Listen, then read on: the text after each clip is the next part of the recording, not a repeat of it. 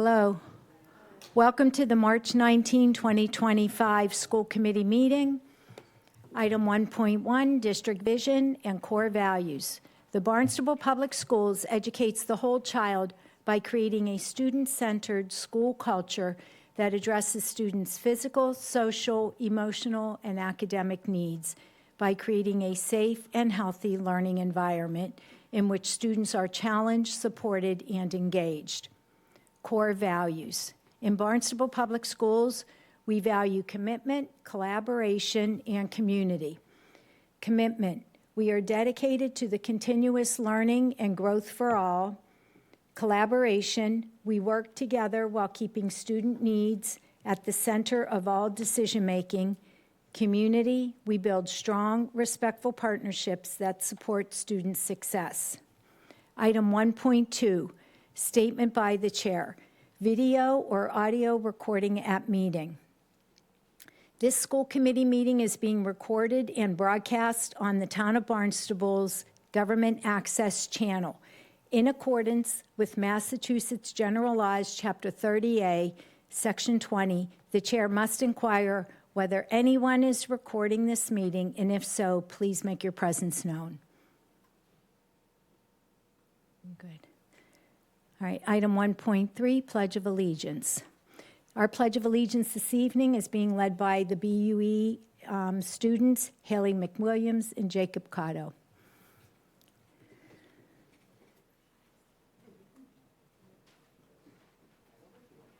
I think Haley was unable to attend this evening. Yeah, she's under the weather. Right.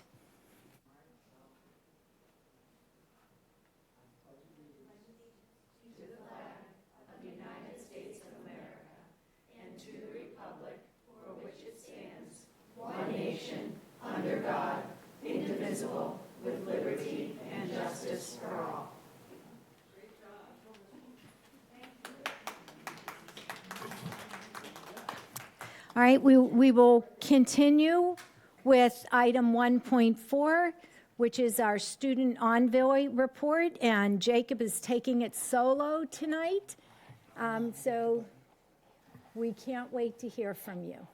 You want to pull the, you can pull that closer to him, Mike. Jen, do I do something for the power? Hold on, we're going to get the PowerPoint, okay?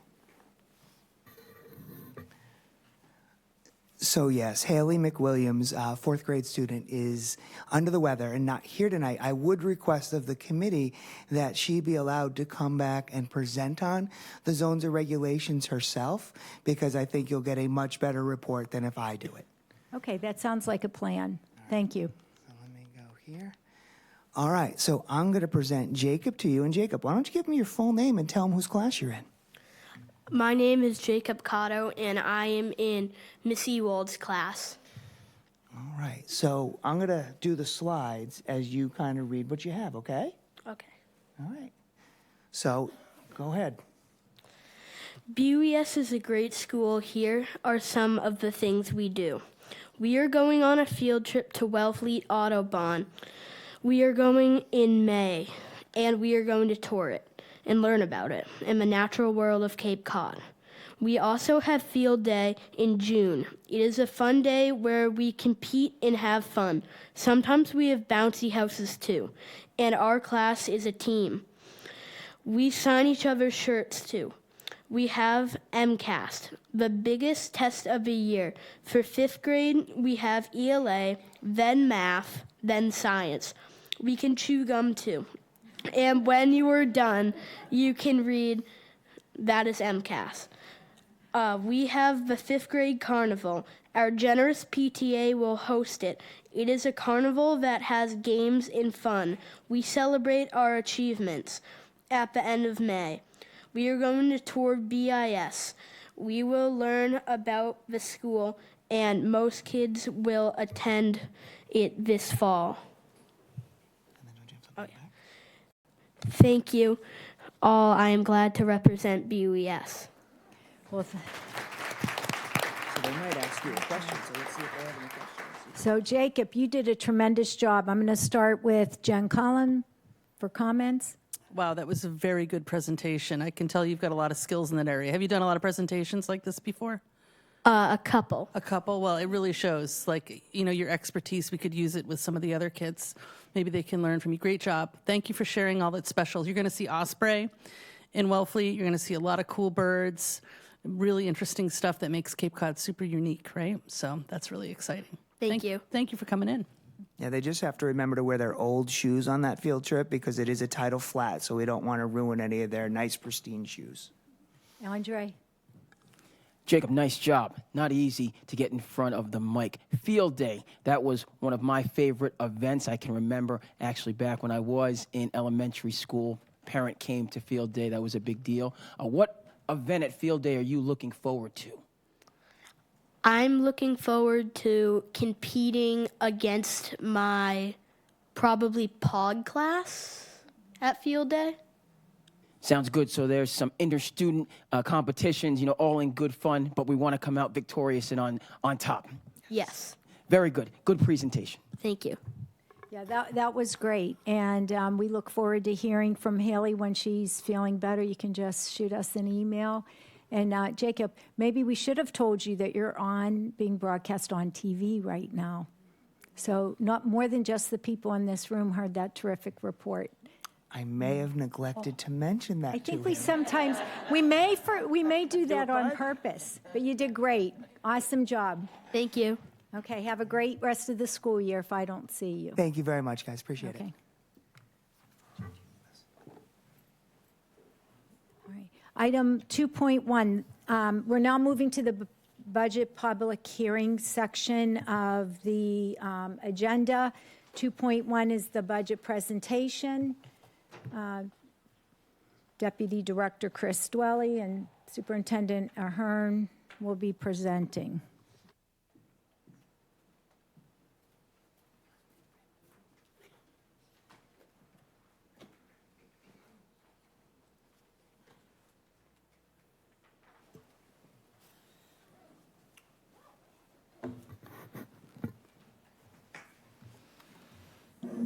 Hello and good evening. Mr.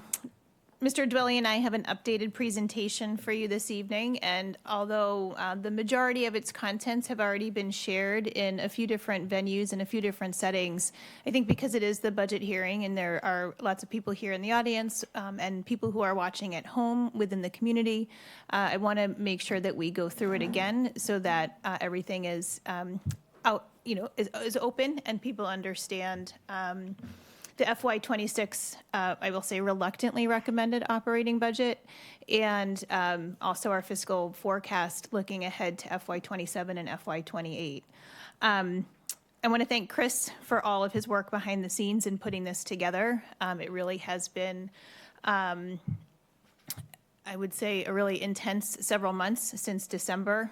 We've known for about a year that there was going to be a gap to close in the FY26 budget, and working early this year to put the budget together with our department heads, principals, and cost centers in order to bring this forward. And it proved, I think, even more challenging than I had expected. There are a lot of moving parts and a lot of challenges that we face in terms of our revenues in particular. Since March 6th, I've been reviewing expenses and looking internally to see, to make sure that this is what we feel like we need to bring forward, and advocating with the state elected officials for Barnstable. It'd be Senator Sear, Representative Diggs, and Representative Zaros.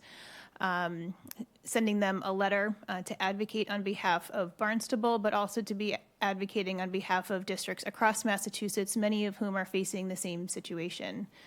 And actually, Senator Sear reached out with his team, and I had a meeting with them this afternoon. And while I don't see anything on the immediate horizon in terms of extra support or relief from a revenue standpoint, he was listening intently and I think really understands the concerns here in Barnstable, having been a district that received some pretty sizable Student Opportunity Act funding, and it was intended to support districts like Barnstable in terms of our demographic shifts for low-income students, special education, and our English learners. But then to have us turn into a minimum aid community, there are a handful of us across the state that are in that boat.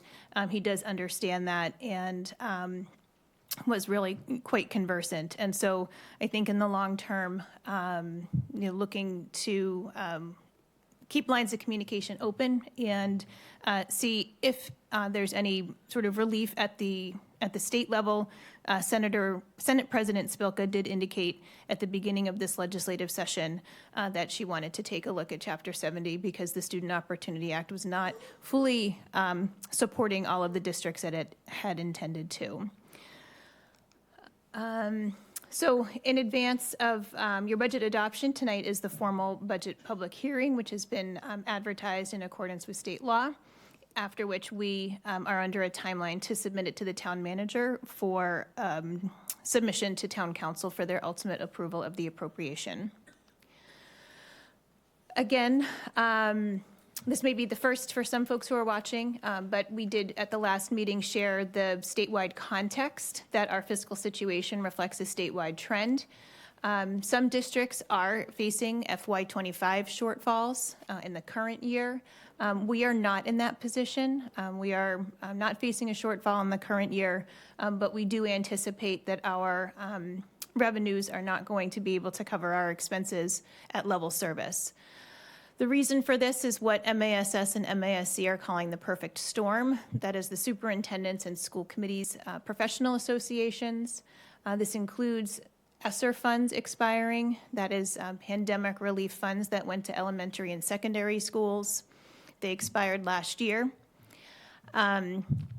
And we actually had a little bit, I should note, we had a little bit carried over into September of this year that we were using strategically for some offsets and some expenses at the beginning of this year. So we're experiencing the full effect of ESSER expiring. Escalating expenses due to inflationary pressures. Chapter 70 has not kept up with the actual rate of inflation in recent years, and we know that there's inflationary pressures on all of the expense budgets. Chapter 70 is not keeping up with inflation, and we've become a minimum aid community in part due to our enrollment decrease, but also in part due to property values and the state looking to the town for more of a local contribution. So our state aid is increasing very incrementally on a per pupil basis, but it is not enough to make up the difference of what we're seeing in terms of reduced state and also some federal funds. We are experiencing a decrease in Title I funding, and so local revenue is not enough to make up that difference. And circuit breaker reimbursement for high-cost special education is not fully funded. This is not a one-year problem. This is one that we're going to be facing into the future. The state revenues are not what they would hope them to be. And we also have, I think, some potential cuts coming from the federal government that have been, people have been concerned about, and we are thinking about that here in Barnstable. These links bring you to some press and media coverage of the local and state budget situation. Your charge to me was to bring forward a balanced budget, and so that is what you see tonight. Again, this was presented on March 6th. There really aren't changes here, which is difficult. It's a difficult position to be in. Where possible, in terms of our expenses, supporting the goals of our district improvement plan. Had hoped to be able to do more in terms of facilities with respect to maintenance and operating costs, but you'll hear that that's level funded. We need to make sure that we're attending to a diverse set of student needs, and so to a certain extent, decisions were made in terms of recommendations about what we're required to support by mandate or by contract. Continuing to focus on an equitable allocation of resources across our schools. As I mentioned March 6th, I'm concerned that we're dipping into areas of inequity with some reluctant decisions that are put forward. I think it's appropriate in any budget, good times and in difficult ones, to have things that are efficient and effective. So we want to make sure that we're maintaining appropriate class sizes and caseloads while serving students well. And then ultimately, a big picture idea here is sustainability. As we look ahead to FY27 and FY28, how are we being fiscally responsible while also attending to student needs? Paramount in decision-making regarding tonight's budget has been to preserve programs. So even if we're in a position of having to reduce services, make sure that we're preserving programs. I am concerned about regional competitiveness and school choice, that cutting programs might actually yield a worsening financial situation with further school choice selections out of the district. And the bottom line is the current situation is not sustainable. We need 5% for level service, and we are not really able to support that without a significant amount of savings to offset the budget. We had 64 submissions from 18 sites. That is a marked reduction from previous years. Our department heads and our principals were very conservative in what they put forward, knowing that we were forecasting a budget gap to fill. The net costs annually appear to be around $5 million, but there were fewer position requests of 20 this year. Major submission themes include contracted services, supplies, and one-time efforts, support for English language learners, and teachers for special education. I'll turn it over to Chris to run through some of the budget figures. So with that said, we have a balanced budget for the school committee of $93.6 million for FY26. This figure and the breakdown of it are exactly the same as what was presented 2 weeks ago to you. All the fundamentals within the budget have not changed. 2 weeks ago, there was a request and discussion to see how one or two particular items within the budget might look if we were to take those out.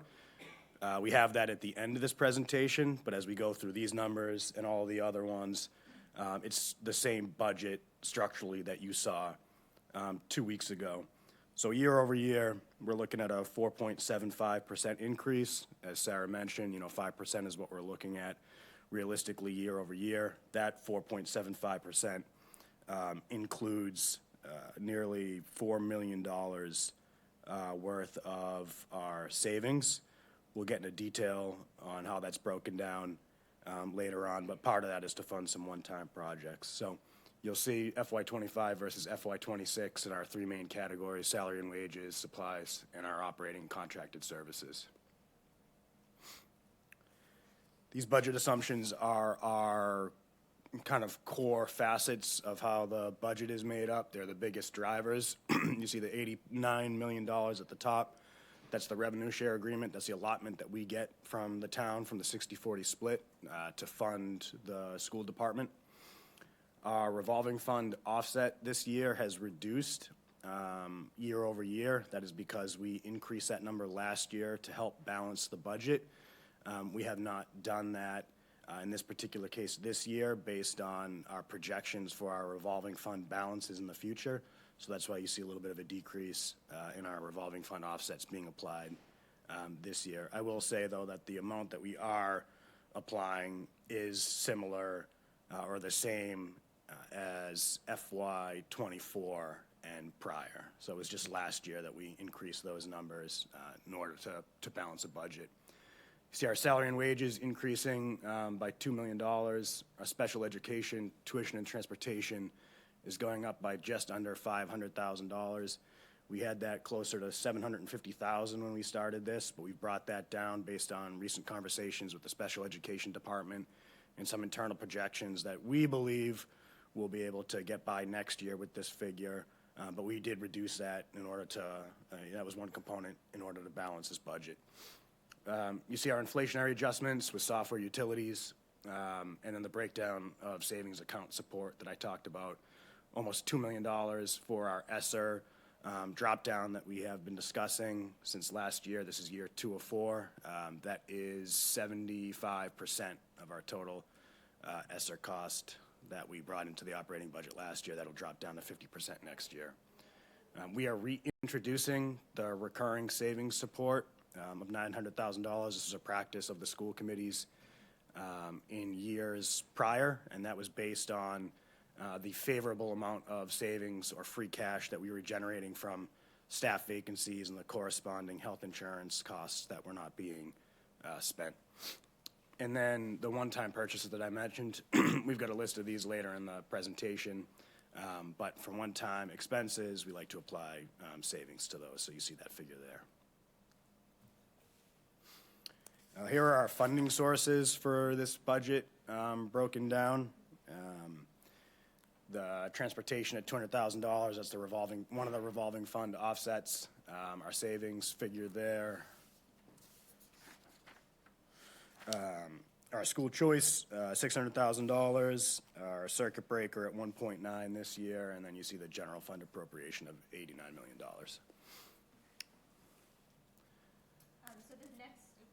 The next series of slides will go through some of the major changes in the budget, including investments or additions from what we are currently funding, and then reallocations or offsets, and then reductions. So as Chris noted, we are increasing our out-of-district tuition with projections for increased students as well as increases in tuition that the out-of-district placements have notified us about. We are creating additional opportunities for our Crossroads educators to work with a consultant in the same way that the NEC educators work with a consultant to support those in-district special education programs, as well as bringing on DocuSign at the high school, which we hope assists with meeting timelines and also saving on postage, and moving towards the Q interactive assessment, which is an investment upfront for a more technology-based assessment for school psychologists that would be less paper-based. Hopefully taking us away from some of the inflationary pressures that we're experiencing with the paper-based assessments. We have very high special education caseloads at West Villages, so we want to support the addition of a special education teacher at that school. In order to meet our contractual obligations for classroom teachers at the United Elementary School, we are expecting an incoming group of grade 4 to be larger than the outgoing grade 5 class. So grades 4 and 5 will be, the school as a whole will be larger next year. We are proposing the addition of 2 classroom teachers. We have a number of students who have enrolled in a very active and thriving ACE program at Barnstable High School, which is our alternative learning program, and we need to have an addition of a half-time EL teacher to support them. We have an expansion of the NEC program, and we are proposing to bring in 3 instructional assistants to support students in those classrooms. We need to update our phone system. The town is also doing this, so we need to go to voice over IP and upgrade that in order to maintain current services. In order to maintain current services for staff equipment, we have the continuation at $90,000 of a laptop lease, plus the additional purchase of specific laptops for our nurses, and then an additional $82,000 in technology equipment. The bulk of this, $70,000, is to replace staff Chromebooks for the staff whose Chromebooks are beyond their useful and supported lifespan. The other $12,000 are for cybersecurity keys, and these have been reduced from the total amount requested considerably because we got a more accurate quote and have estimated 40% of staff would use a key fob versus their personal cell phone device. And that move towards multi-factor authentication is a requirement of our cybersecurity insurance. And this is one of the areas that Mr. Dwelly was alluding to. We'll show you what it looks like on the last slide with that item removed. We have some shifting across the district and budget neutral offsets, particularly in the area of our ILCs, or students who are in more of a sub-separate instructional program, which would be adding an ILC to BCIS, adding a special education teacher to BUE, adding an ILC for the intermediate school, as students, a larger group of students, move from 3 to 4 and then move from 5 to 6. Reallocation, $30,000 from my professional development budget line for the community mentor program. They will be presenting later tonight, and some of their work is very much in line with PD. And so this would be kind of a natural shift to be making. Reallocating a campus monitor position in order to create a full-time community mentor, and then reallocating an associate principal at the high school to become a hub administrator for our career and technical education. And then that was I forget from the budget book, 2.2 million total in terms of some of the ads. I will note that even prior to that, backing up a couple of presentations, the health insurance split going from 60-40 to 70-30 made a big difference in terms of our financial pressures, especially in the area of grants, the IDEA grant. And so there are 11 paraprofessional positions that went from the IDEA grant that we then had to shift into this operating budget because of the way in which the health insurance was being charged to the grant. We couldn't cover them with that grant. So that's not included here, but your budget book does include those positions. So I just want to note that as an added pressure that we had to adjust for. So some mitigation strategies have been employed first and foremost before we get into any area where we're reducing services. And I had noted that we're a pretty lean operation. We don't have a tremendous amount of departments and areas to try to mitigate with. And some of the mitigation strategies may have already happened and aren't included here, which includes that continuation of the 2-year bus transportation contract. In 2 years, when we negotiate that new contract, that's going to be another added pressure coming down the line. Chris did tremendous work with staff members to take a look at any allowable costs that might be expended from the operating budget and shifting those to revolving accounts. And so if you look at the budget book, which is posted in board docs, you'll see some adjustments and shifts there. An example are custodial expenses is an allowable expense for when the custodian is working in the lunch program, and that can be attributed to the revolving account of food services. So looking everywhere, that's about $280,000 of expenses shifted to revolving accounts. We have a Title III grant for FY25 with money that's been unspent. And this entitlement grant can be spent over 20 months. And so we have the opportunity to spend it forward. And so the mitigation strategy would be to fund 2 bilingual paraprofessionals that are currently being paid for out of the operating budget out of the Title III grant.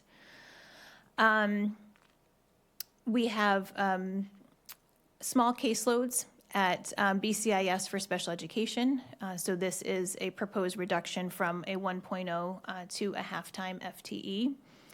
And now that I'm getting into FTEs and reductions of positions, there's a whole process by which we would go through and consider the person occupying the position, whether or not they have professional status.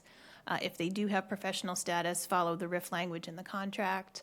Non-PTS need to be dismissed first. But before even that, we're looking at vacant positions and we're looking at retirements to see if those are opportunities where we can reduce a position without affecting an individual. We have carefully looked at class sizes at the high school, and working with Mr. Canetta and his team, have some reductions based on lower class sizes there, based on enrollment reductions, as well as some shifts, including increased enrollment in EL classes and in our ACE program. So that would be 2 social studies teachers, a science teacher, an English teacher, a world language teacher, and a math teacher. The next potential reduction or proposed reduction is a classroom teacher at Hyannis West. This does come at some risk, but Hyannis West and several of our elementary schools are, not all, several are experiencing a decrease in kindergarten and grade 1. And so we have a retirement there and are proposing a classroom teacher reduction. But the risk is that there will be students who move in over the summer, and we then have to make an adjustment there, potentially adding a teacher, and would have to, I think, that would be a difficult thing to do, quite frankly, with how tight this budget is, but it may come to pass. At the Early Learning Center, you approved a halftime LPN. This has been vacant since the fall, even though we tried to hire somebody for it, but the student who needed it moved out of town, and so it is no longer a position that's needed, and so we're proposing to reduce that. The next slide gets into positions that we reviewed through the lens of ESSER. We have brought on some positions more recently with ESSER funds, and while I think none of these are ones that are easy to let go of, had to make some difficult decisions and some difficult recommendations. So the first is the administrative assistant for grants, who had been brought on to a full-time position because of the extensiveness of the ESSER funding, reducing that position from one 12-month FTE employee to a half-time 10-month FTE position. Similarly, during, just after the pandemic, actually with ESSER funds, supported an admin assistant who does do some health-related support for incoming families at the Family and Community Engagement Center. And the suggestion here is to reduce that position. And I would just note that all of these do come with reduced services. It would leave 2 staff members at FCEC instead of 3. The peer mediator position came in as part of ESSER, and I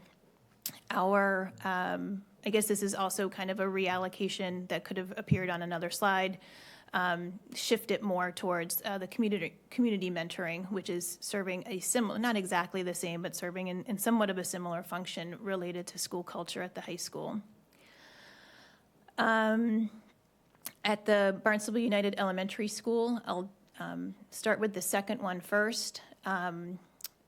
The Title I grant, we are expecting a reduced allocation, and as such, can no longer support all of what Title I is being expended upon. I think in previous times, in previous years, we might try to cover that through operating costs, and that coverage was a request of the assistant superintendent.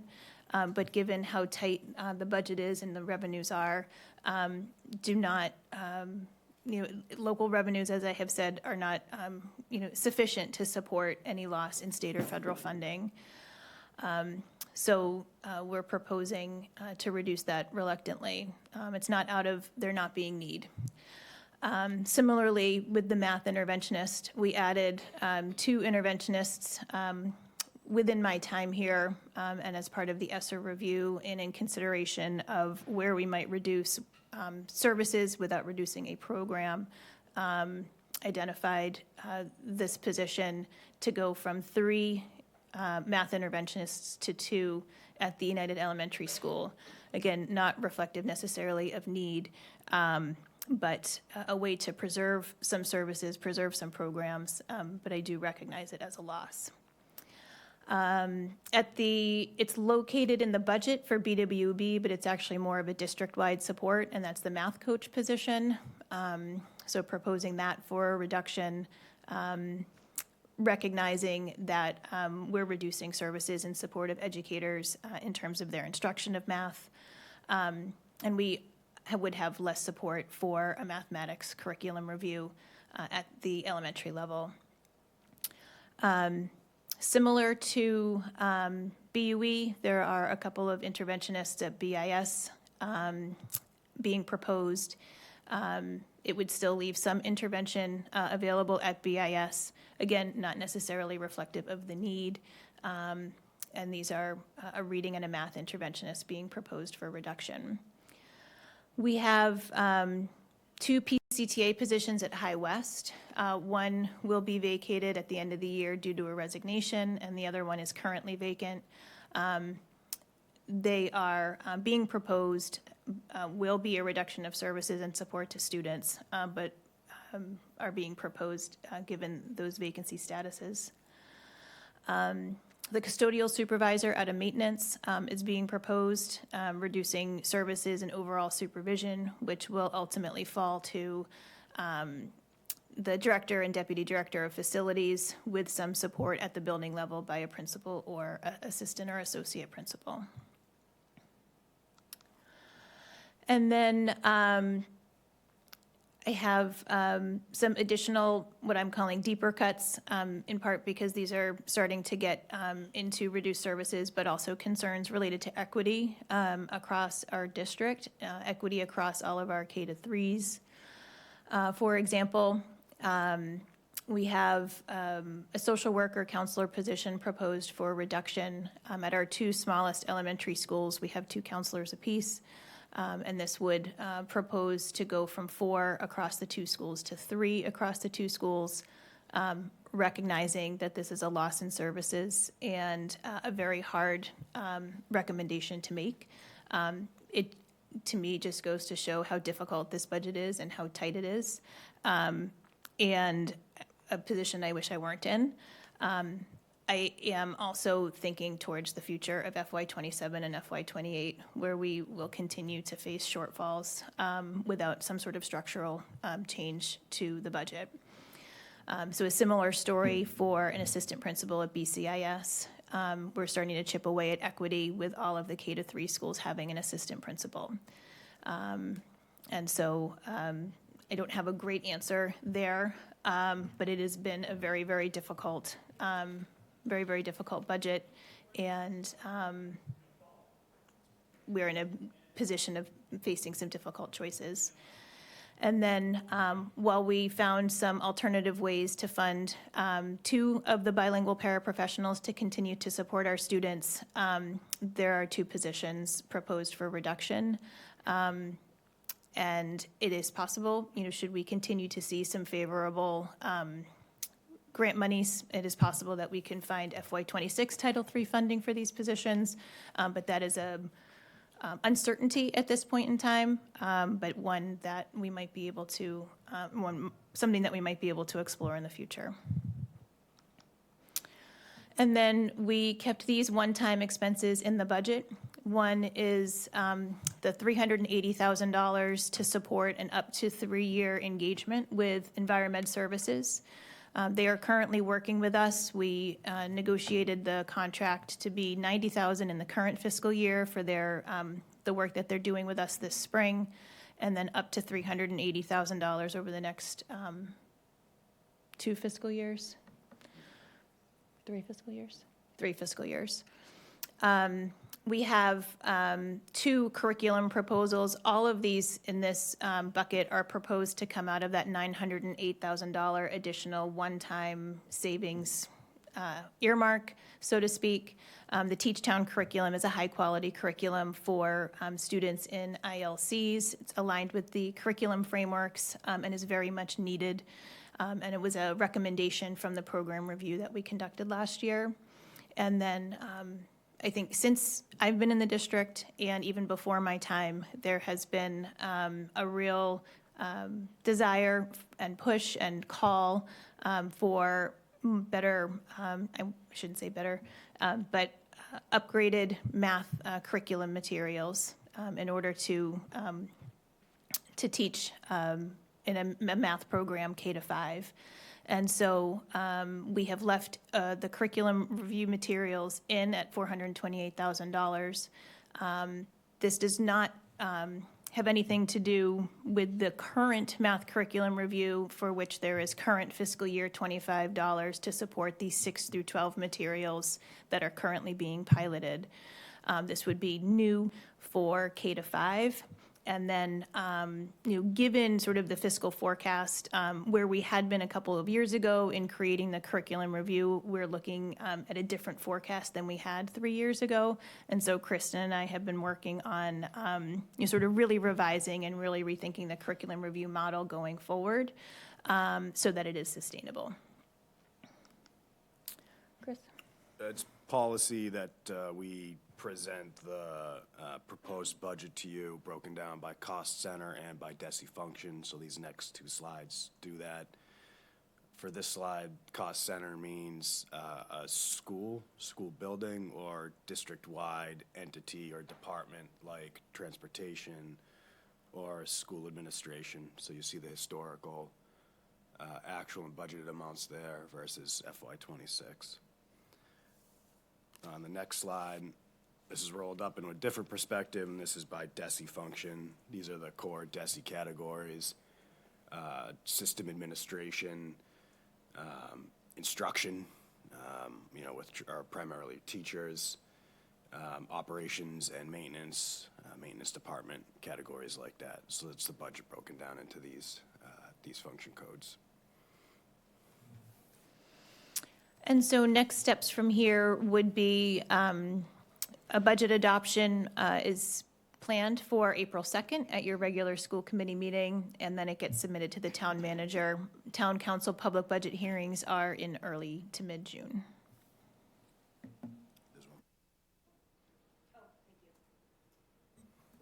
So this is the slide with the alternate related to what it would look like to have a few of the items out of the budget. So if we were to take the math curriculum review out of the budget, which we are proposing to fund through savings, it would impact the savings account balance because we would no longer propose the total being $908,000 from savings in that line. So the FY26 impact with it included in the budget is $9.8 million. If it is not included, you would have $10.3 million estimated in savings. The other item were the cybersecurity key fobs, which is proposed to be funded through the levy or operating budget. You would have $12,000 applied elsewhere in the budget. And if you were to adopt a budget that had that $12,000, our recommendation would be to add it to the out-of-district tuition, which is kind of an estimate of where tuition might be for students. And we reduced that number to balance the budget. Do you have anything to add? Yeah, the only thing that I would add is, I think there was some conversation about, the $428,000 for the math curriculum from savings. Well, that could save 3 or 4 positions. The challenge with that is that savings are one-time funds. And so if you were to take that amount, add our recurring savings to balance the budget, and then the $1 million plus to close the gap that we have projected for 27 and 28, we will exhaust our savings account in 4 years. So essentially in 4 years' time, we will have no savings and be in this same position that we are at here talking to you about cuts. So that's the challenge with, really overusing savings for operating and recurring costs.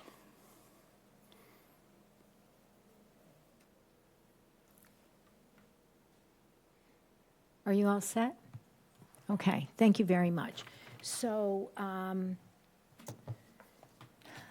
going to move on to item 2.2, which is our budget. Point of information. Public hearing, I believe, right? Yeah, we do public hearing first. If you take a look at the agenda, the public hearing is first, and then down under school committee comments, then you can speak to whatever you want to speak to. All right? Because it's a special kind of an agenda, that is the budget public hearing. So the whole thing is about the public. All right. So we'll now begin the public hearing on the proposed fiscal year 26 school district budget. There have been several public meetings to discuss, consider, and revise the budget. We will generally follow the guidelines for public comment. Speakers will need to keep your comments to 3 minutes or less. If you wish to speak a second time on the topic, will you please wait until everybody has a chance to speak once? And then comments made during this portion of the meeting should only pertain to this proposed fiscal year 26 district budget, and all other topics should be reserved for the general public comment section later in the meeting. Is anybody here for the budget hearing public comment? Come on, you can come on up at your leisure, and it does follow the same, so if you state your name, and if you're not from the town, but you're an employee, just state that. Okay, thank you.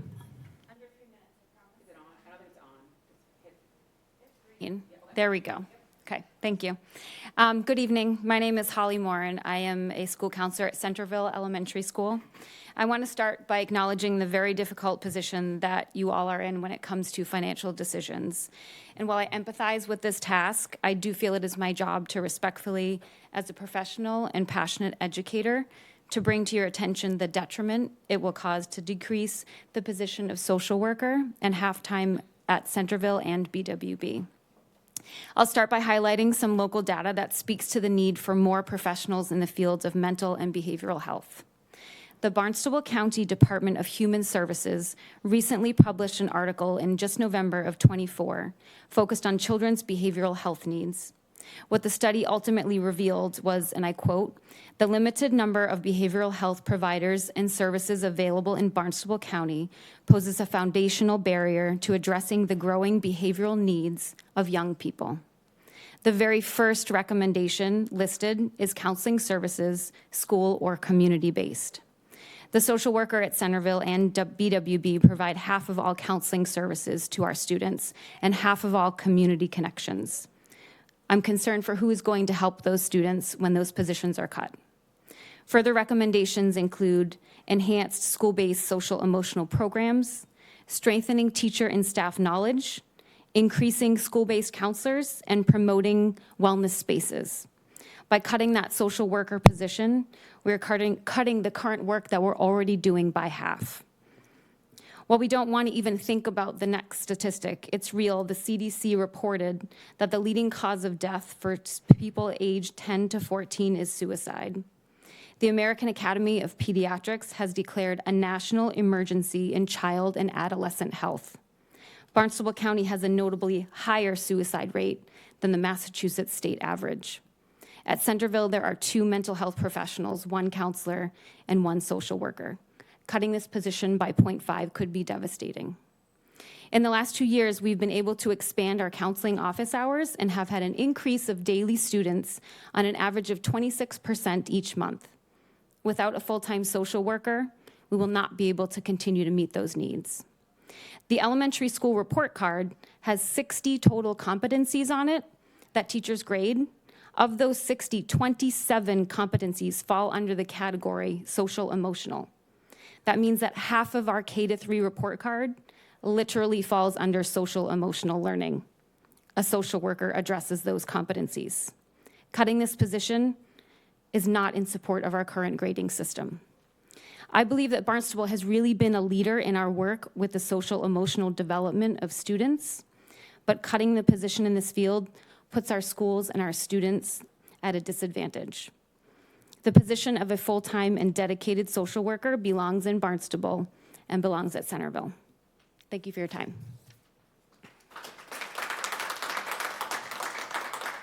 Thank you.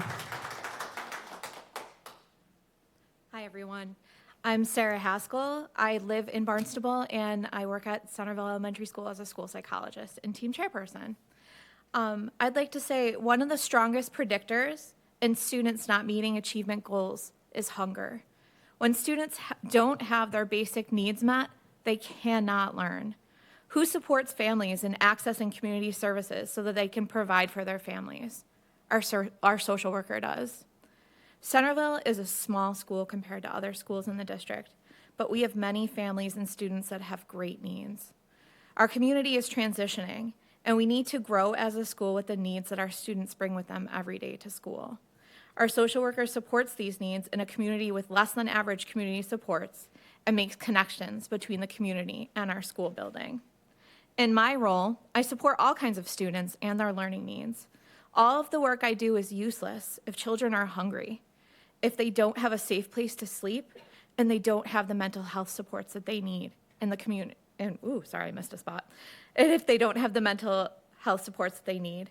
There are so few hours in a day. We as a staff will continue to support all students and families, but at what cost? Do our families in Barnstable deserve less support to find resources that they do need? Do our students deserve less access to supportive and caring individuals that are part of the school community? Do we ask our families to only be homeless or hungry 2.5 days a week? I understand that budget shortfalls are often resulting in heartbreaking and challenging decisions.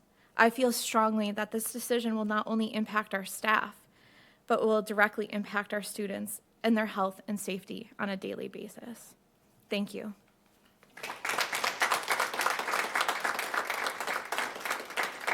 Thank you.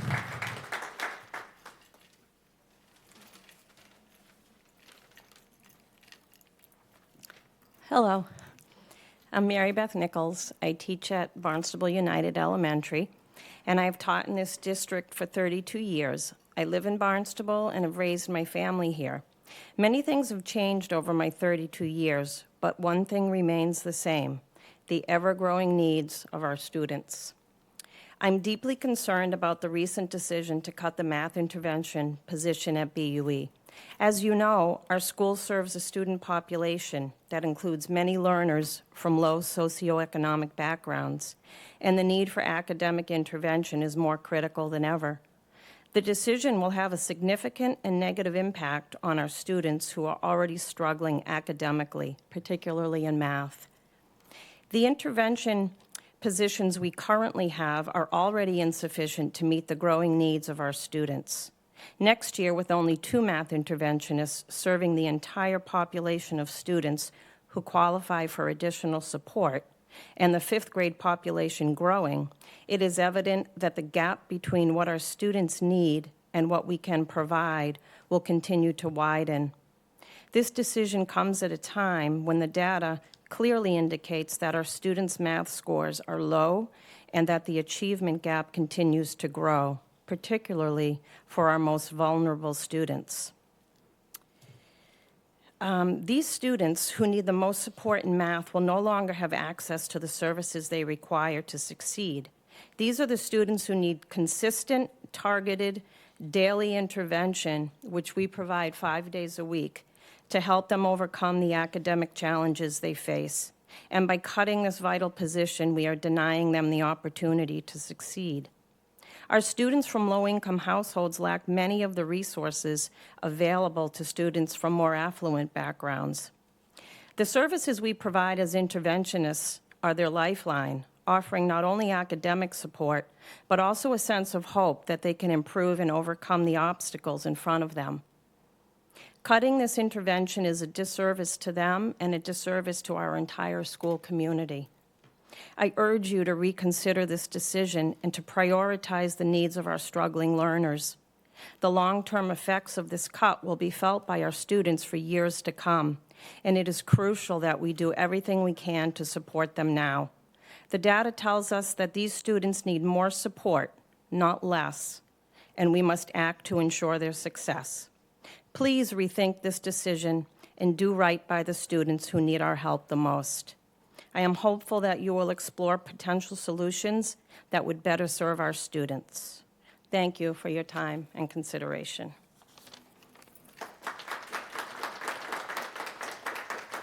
Thank you.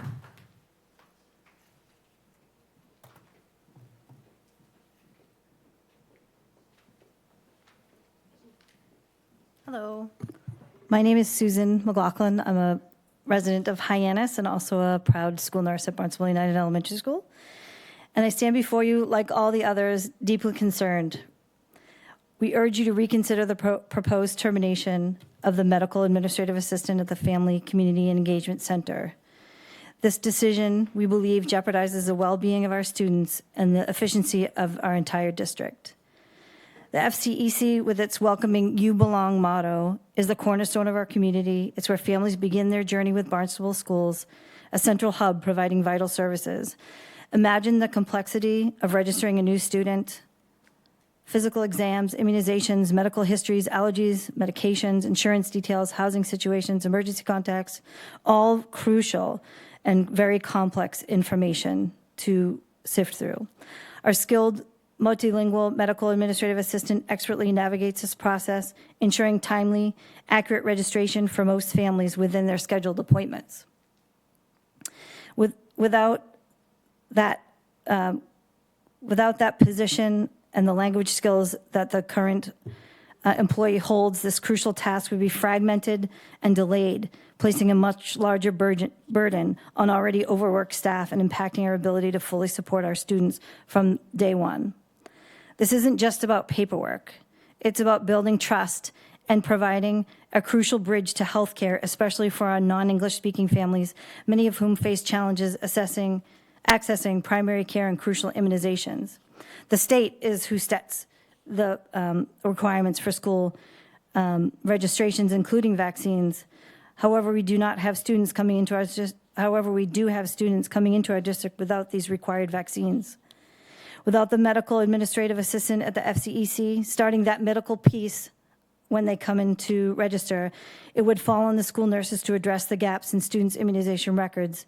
Of course, the nursing staff can do this and has done this in the past, but it will not take a priority.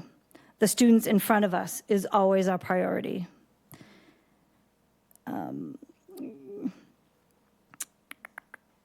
With the language barrier of many of our families, following up is not a straightforward phone call to the parent or guardian. More than likely, students will be further delayed with getting necessary vaccinations and medical needs. This is concerning with the importance of herd immunity and vaccine-preventable disease outbreaks. The medical assistant position proactively assists families in scheduling medical appointments and ensuring compliance with school health requirements. The loss of this medical administrative assistant role would create a dangerous gap in our ability to address the growing medical needs among our students. Adding these responsibilities to the nurses' current workloads is not just impractical, it's unsafe, and it risks critical delays, oversight, and ultimately compromises the health and safety of the students we are entrusted with. The FCC is at the center of our support system, working quietly and effectively behind the scenes. Before making this final decision, I strongly urge you to visit the FCEC and witness firsthand the invaluable contributions of this dedicated team and the vital role the medical administrative position plays in supporting our children and families. Please reconsider this and preserve this essential link in our community's health and well-being. Thank you. And I want to give a shout out to all the awesome nurses and the nurse leader that I work with in Barnstable. So thank you very much. Thank you. I also have some examples of medical documentation that shows you the complexity, so I'm happy to drop it off after this if you want. Yeah. If you want, you can go ahead and give it to Jen. Thank you. Do you want that back, or is that for us? You can keep it. Okay, thank you. There's one I want to take off. Is anyone? Oh, okay.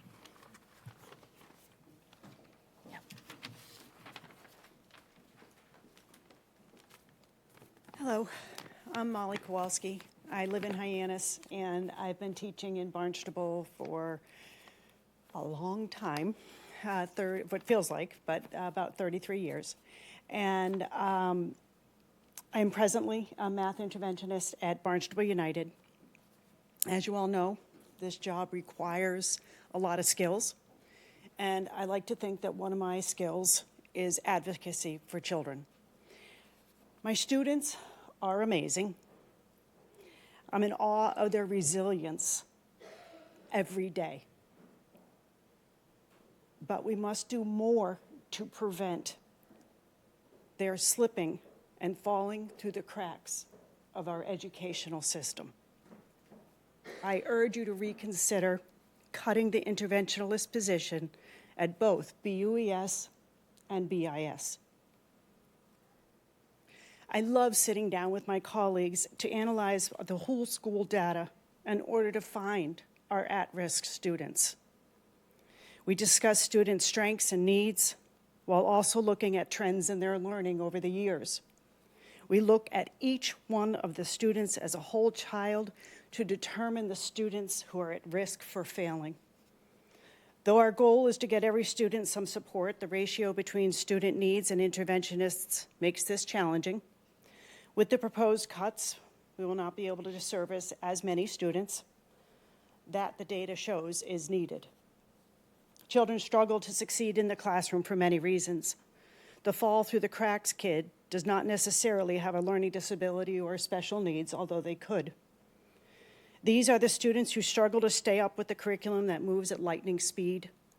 These are the students who have attendance issues, who miss months of school at a time. Excuse me.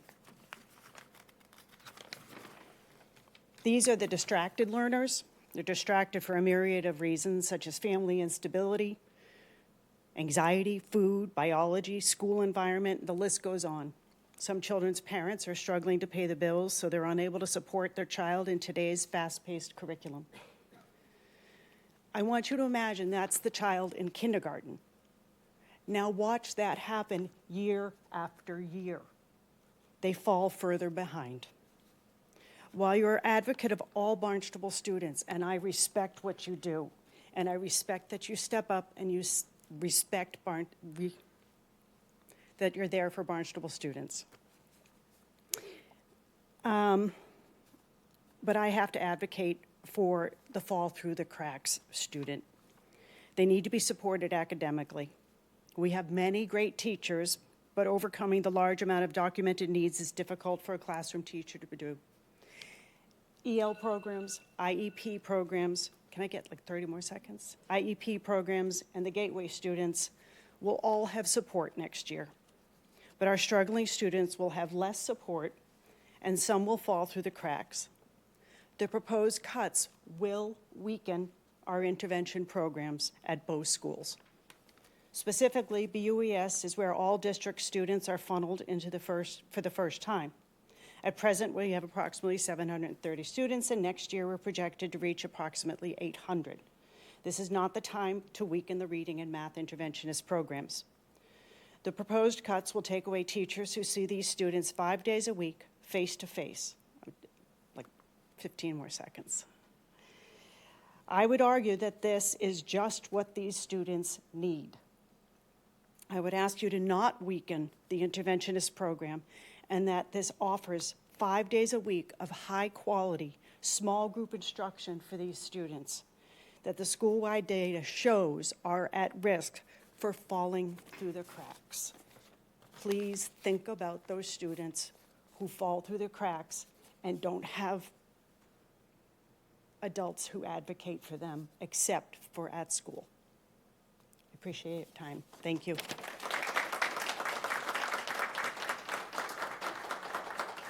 Thank you.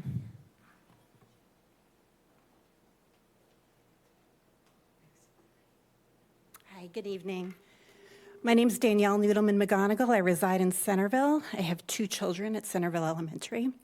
And I'd just like to speak briefly in support of retaining the social work position at Centerville Elementary. I'd just like to report to you from the front lines of parenthood in the town of Barnstable how exceptionally difficult it is to find mental health services in this town for children. It took me over a year to find somebody who was willing to see my child because of his age and because of the exceptional need for mental health services in this town. And I would like to say that what got my child through was the work of the social worker and all the wonderful people in Centerville Elementary. And I would like to tell you that there are many children who don't have the resources and the adults to advocate for them, and make the thousands of phone calls I will tell you that I made to find somebody. And I think losing this position would be really, really dangerous for our children.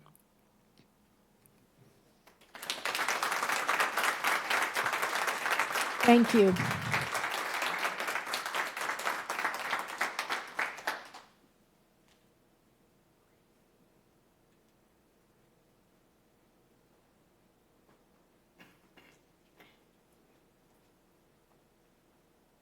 I too am a parent at Centerville Elementary. I have my children there. I had a daughter who graduated 10 years ago through Centerville Elementary, and I'm a single mother, and both my children got services from there. It's detrimental to them.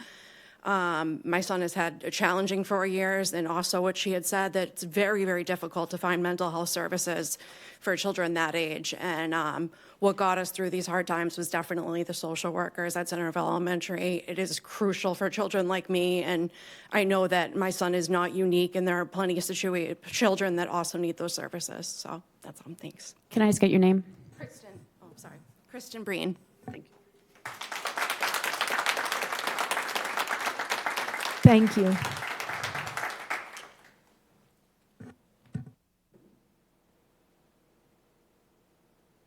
Is there anyone else who would like to speak? I'd like to thank every single one of you for coming out. We had one parent amongst all the staff members for the district, both the parents, two parents, both the parents and the staff have very long days, and to sit here for over an hour to come and express your views is commendable. We are listening.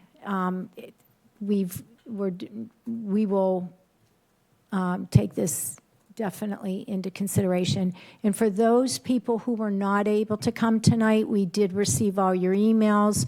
I had a few more that came in today that I didn't answer. Hopefully I'll get to those if we're not here too late tonight.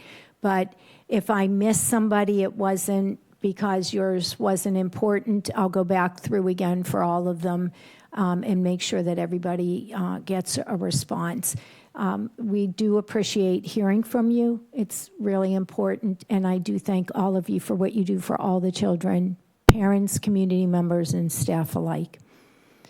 So with no one else, if no one else is here for the public hearing portion of the meeting, then I'm going to close the public hearing.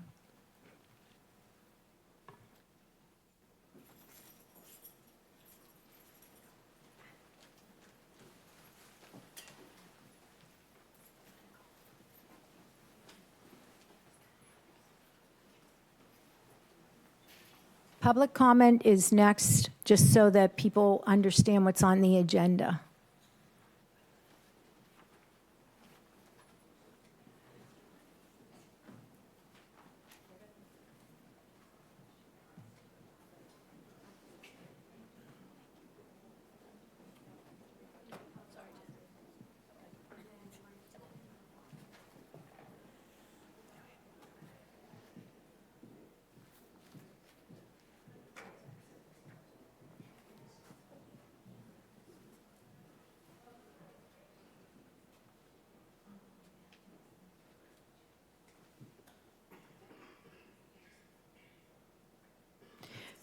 Okay.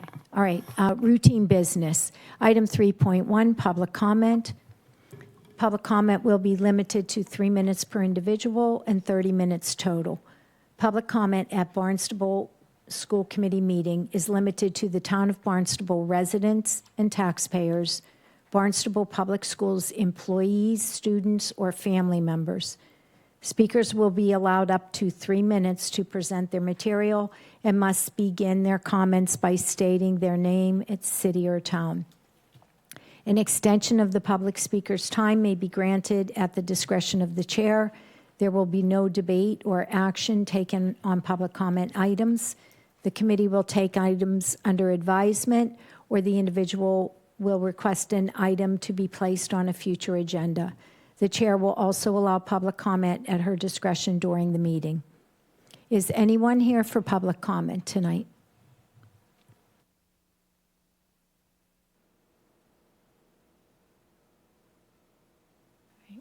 Seeing no one, public comment is now closed. Item 3.2, school committee, subcommittee, and liaison reports. Jen, do you have anything? I have nothing to offer you. Thank you. Andre? Thank you, Kathy. Just wanted to provide an update regarding the Cape Cod Collaborative. At the last meeting, Dr. Hope Hanscom came and had us sign our portion. She has to go to a number of districts in order to, again, officially welcome Plymouth into the collaborative. That process is moving forward, and we hope to, again, have Plymouth as a full member by July 1st. Thank you. All right, and I can report on the subcommittee on policy revision. I wanted to mention that the cell phone policy, after last week's public comment, the subcommittee members decided to postpone developing a policy at this time. And 3 policies are on the agenda for action later in the meeting. We don't have a meeting on the books yet, so I cannot announce that. Item 3.3, school committee comments. Jen? Yes, I have a few actually.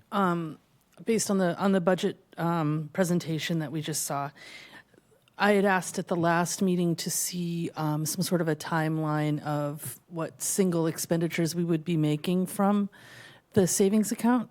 And I wondered if that would be possible to see before we actually vote on the item, because I'm concerned about, the math curriculum and then the reading curriculum, and then pretty soon every year it's a recurring expense in effect and not just, a one-time expense from a savings account.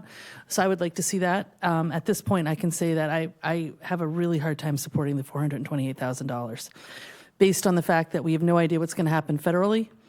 And I just think expending that money a year before it's even recommended, even though teachers want it, is, I think we should hold on to our cash. I'm very concerned about what's happening at the federal level, and I think most people are when it comes to school funding and many other things. So that's that. And then, I just wanted to say that I'm always really impressed when people come and speak about what's important to them. In this particular case, it's gut-wrenching, right? Like, we are in a really, really bad spot right now. But we do this all the time. We're always in a really bad spot about something, it seems, right? And yet, I'm just concerned that we're not all working together and swimming in the same direction. Because when we are negotiating contracts, right, we are trying to provide the best we can for our teachers.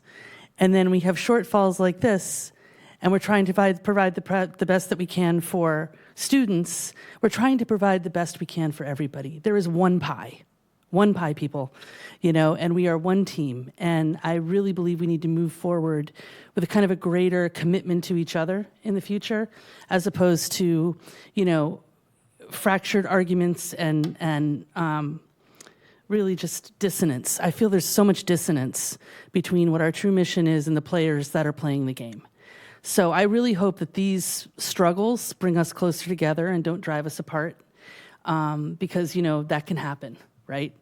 But no one wants these programs to go away. No one wants kids to fall through the cracks. Everyone believes that every teacher is trying the best they can. Everyone up here believes that.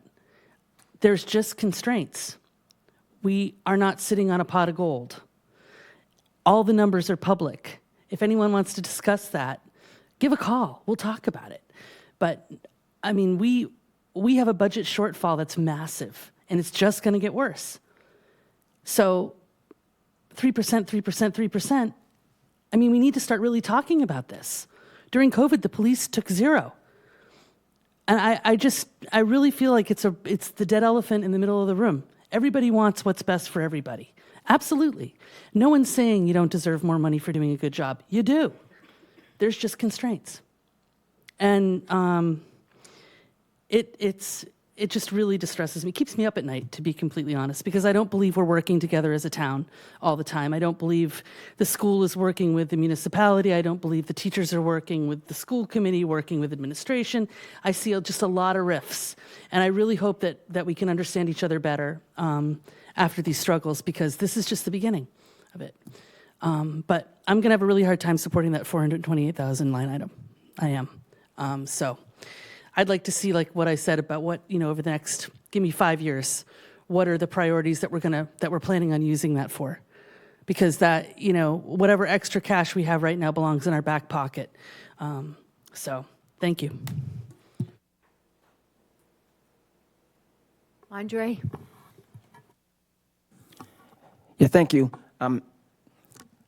Just wanted to thank the many community members who contacted me personally, and as well as the overall community with their concerns and reservations related to our current budget. I just want to say to begin with, as somebody who works as a teacher and is involved in education on a day-to-day basis, I do realize the budget forecast that we are in currently. I have my concerns, though, about equating cuts that we're making this year to what could possibly happen in 2 or 3 years relative to education in the Commonwealth. I have serious concerns about that. And the reason being is because, Massachusetts believes in public education. That's why we're #1 in the nation. We believe in public education. There is an issue with the Chapter 70 formula in terms of allocations to districts. Our representatives at the House and Senate level are working extremely hard to close that gap going forward. Therefore, to say that we're going to make all of these cuts in 26 because of what is coming in 27 and 28, negating, again, the fact that Massachusetts is #1 in the nation in public education, and our local legislators are committed to addressing the issues relative, I don't buy that logic. I noted at the last meeting my reservations regarding the math curriculum and then the Teach Point curriculum. Other school committee members also noted their reservations. Nonetheless, both of those line items, at about $600,000, were still in the budget. To be clear,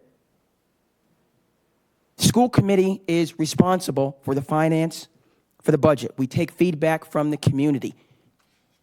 It was stated specifically by myself that I would like to see a budget without these curriculum reviews present to see how we could prioritize people over reviews. We did not get that tonight. So I want to make the community aware. We want to talk about the different groups, and I'm here to work. It's been 2 weeks since our last meeting. It'll be 2 weeks before the budget adoption. I'm here to work. In that 2 weeks, I would have hoped that we would have seen some progress related to those line items. Unfortunately, we did not.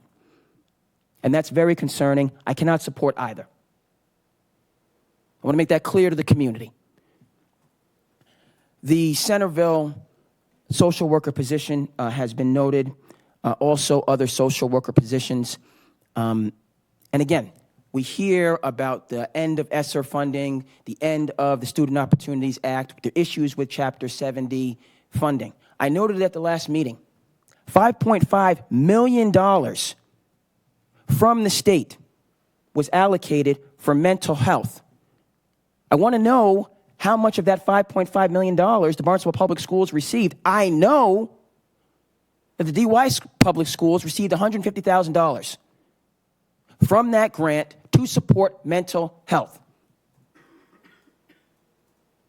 There's money available for some of these positions that the community have been asking for, both within our current savings and based on the state. I have not received feedback as a school committee member relative to how we can be innovative in this community to prioritize people and the good work that's going on over possible gains based on what we would like to have in the best of all possible worlds.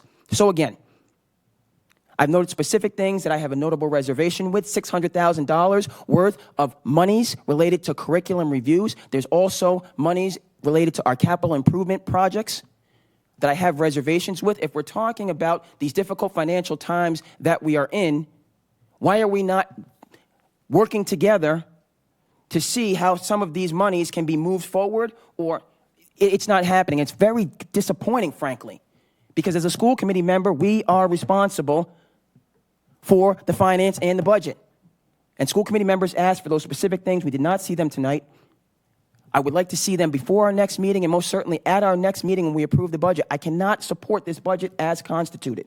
And I just put forth a number of opportunities for us to prioritize people and the good work that is going on a day-to-day basis based on the feedback that we have received from tax-paying community members and what's currently available in our budget. We have work to do. I'm ready to get to work. Thank you. Okay, Jen, I just have a clarifying question. So when you were asking for the breakdown of the line items that are proposed for fiscal year 26 that are coming from the savings, at the very end, you asked for that, and I understand that, but then you added for 5 years? I'm just wondering, does a savings expense, does a savings expenditure, if it's recurring, become a recurring expenditure? Like, that's the thing. Like, I don't want to be spending $428,000 for curriculum reviews, boom, boom, boom, boom. And I just wanted to see if we can forecast those out so that we can better see where our savings will go. I mean, I understand that we're not going to run teaching positions out of our savings account. Chris was very clear about that. We're bankrupt. We have no savings in 4 years. So we can't do that. And no personnel out of savings, I get that. But if we have recurring expenditures year after year after year out of our savings account, we still end up goosed. So my question is, how are we prioritizing what those big expenditures, single-time expenditures are, and what does it look like for the next 5 years, if possible? Can I jump in on that? Would have loved to have had that for you tonight. I alluded to it during the presentation that we're reworking it because I think it's a very fair and notable point that if you have these one-time costs every year, it's a recurring curriculum replenishment cost.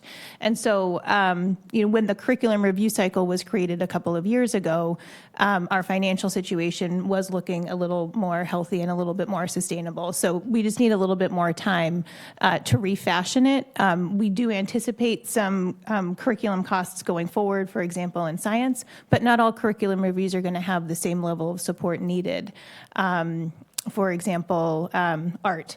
I've done a curriculum review at a different district, did not require a major outlay because we were able to accommodate a renewed curriculum in art with the operating budget. So we will get you, sort of a 5-year forecast of what might be reasonably anticipated within the next few years. Thank you. Yeah. I didn't, yeah. And I don't know if you want to. No, you can go ahead. And then I respond. You can keep responding if you want. No, I just wanted to respond to a couple of things that Andre brought up in addition to the one piece that Jen had brought up. I'll start with the mental health grant. We did consider applying for it. We did not apply for the mental health grant. I think with any grant that comes forward, there are a lot of expectations and requirements to meet that grant. One of the requirements of that grant was to engage in an MTSS review of multi-tiered systems of supports. And I don't believe that people were able to be supported in that grant. That grant was around public-private partnerships for mental health supports. It wasn't to have positions or people on staff, and it required us to participate in this particular MTSS work, which we're already doing through a separate DESE-funded program. So it didn't seem like a good fit. I would say that in terms of creativity, we have an amazing grants office, and we are doing a tremendous amount of work in terms of bringing grants in. But there is a capacity piece with the requirement that some grants have. So that's the story around the mental health grant. In terms of putting forward a complete budget, there are 5 of you on the committee, And so in lieu of presenting different budgets, we did present this evening a slide to show you what the budget would look like without the math curriculum review and without the cybersecurity keys, which is what I thought you had asked for. Related to the Teach Town curriculum not being part of it, it would be similar in terms of instead of $10.3 million left in savings, it would be $10.4 million in savings because the Teach Town curriculum is earmarked to come out of savings as a one-time expense.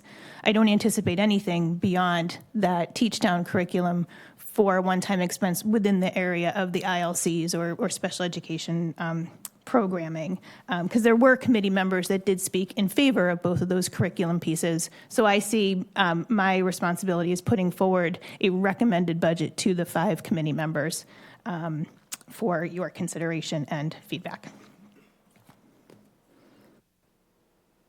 All right. So then we have that question.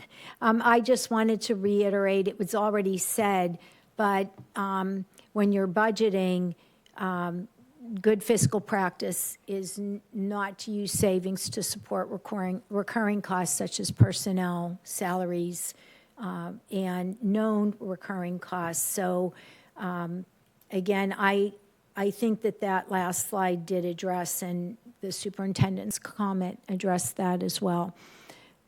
I would speak in favor of the curriculum items for 2 reasons. One, they are one-time expenditures for those specific items. So when I look at it, I say we can decide, there were 2 proposed curriculum reviews that were one-time items. To reduce the budget, one of those is being postponed. It'll have to be done sometime in the lifetime of the school, right? But maybe not within the near future.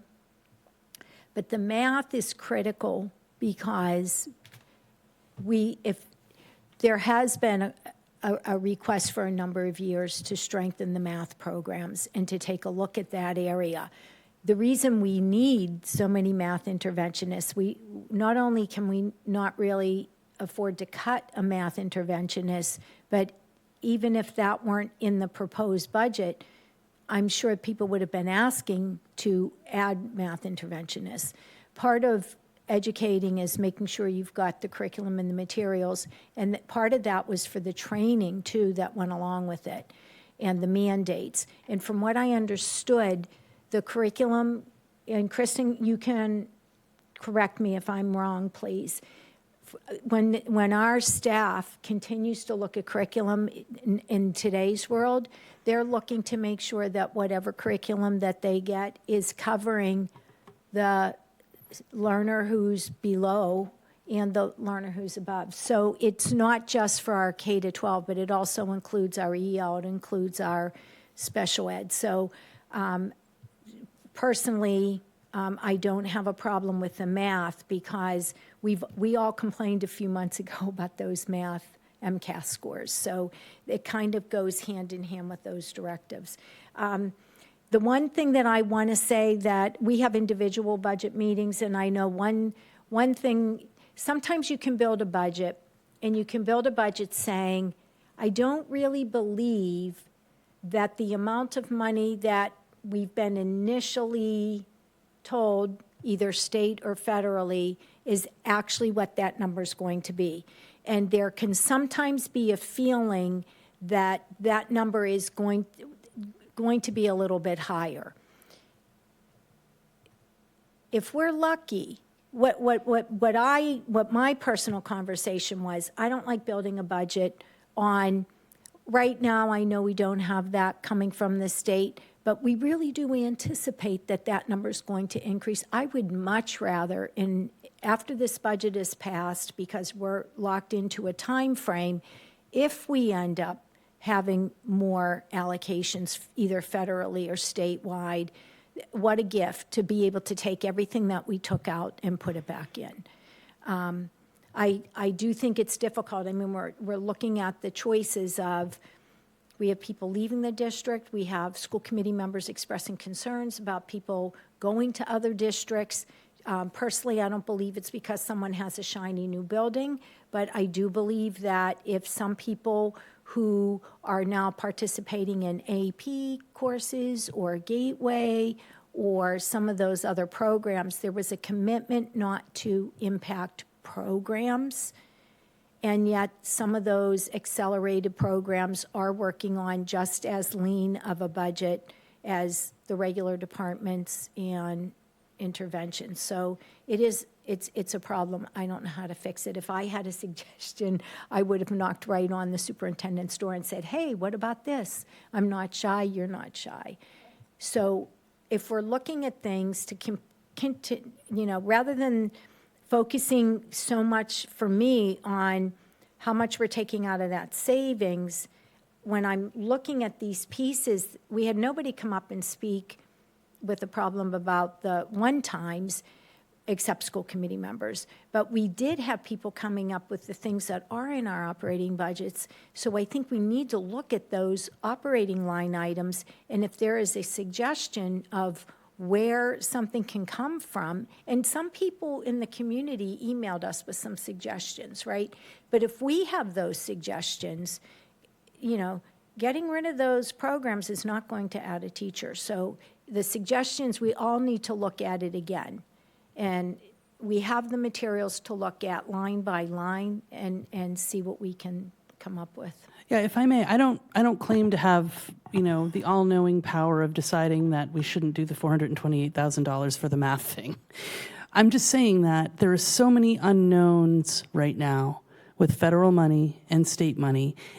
Like you, it's scary to put a budget together. I feel really scared by it. And once you cut those teachers are looking for other opportunities. They're gone. So we're dealing with human capital here too, right? So although I understand, and I'm not equating the lost positions with the $428,000, I understand we can't fund them from that fund, from our savings account. I just feel like we have no idea what the hell is going to happen next. It's like whiplash, right? And we're a blue state, and we're going to get it, right? So I just think since the review was not even recommended until next year, right? Like, am I right about that? That we're going a year early on it? Yeah, for the math, the original plan so was 1 pause year out. then. If we're going a year early on it, then let's just pump the brakes. That's all. That's where I'm at on it, really. And I am so frustrated at the state for taking so long to help us, bring the ends together. It's super frustrating. It's, way too late in the game for that. And this is not like a municipal budget that chugs along at a glacial pace, blah, blah, blah, getting the roads done, the potholes. But this is kids. This is human capital we're talking about. So it is a very stressful thing. My heart just is broken for the people that will lose the jobs. The testimonies we heard tonight were so moving on so many levels, and I don't take any of it lightly, and I don't want to appear like I do. But I think we do need to see what we're going to use our savings account for. That's all. Yeah. I think a good examination, I'm not saying that, I'm just trying to figure out where we can come up with an alternative. Yeah, and if I may, again, I think that you need to be innovative when it comes to your finances and what you're doing. So, sure, the idea, these were emergency positions. What I'm seeing is we just said, okay, these were ESSER positions and that funding, so they're gone. Versus saying, are these positions working, and what do we need to do in order to keep them? Is where I'm coming from it with.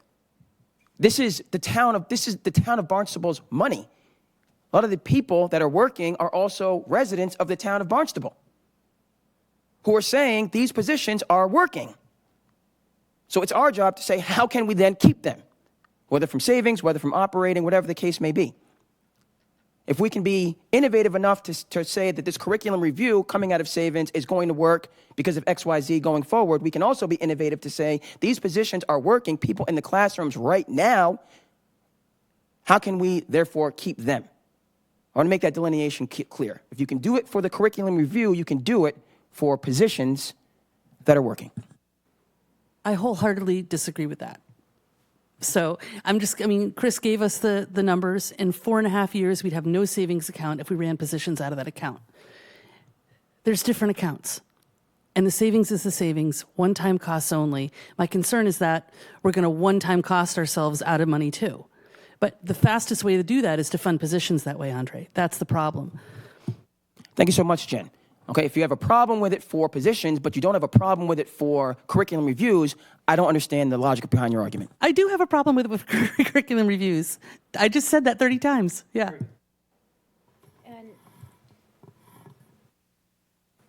so, continue with the budget. 2 weeks is a short time, and it is difficult.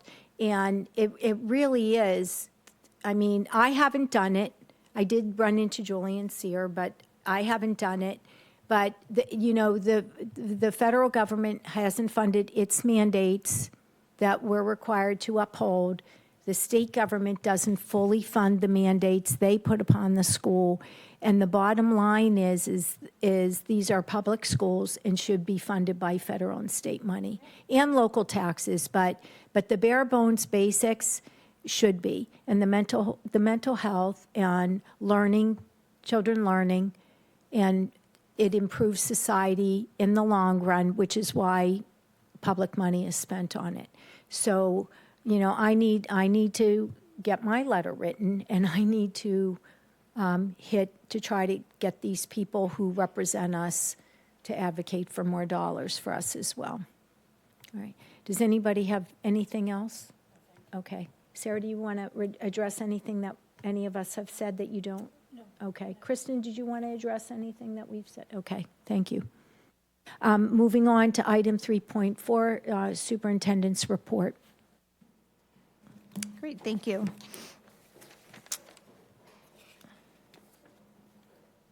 So a couple of things. One thing that I wanted to note is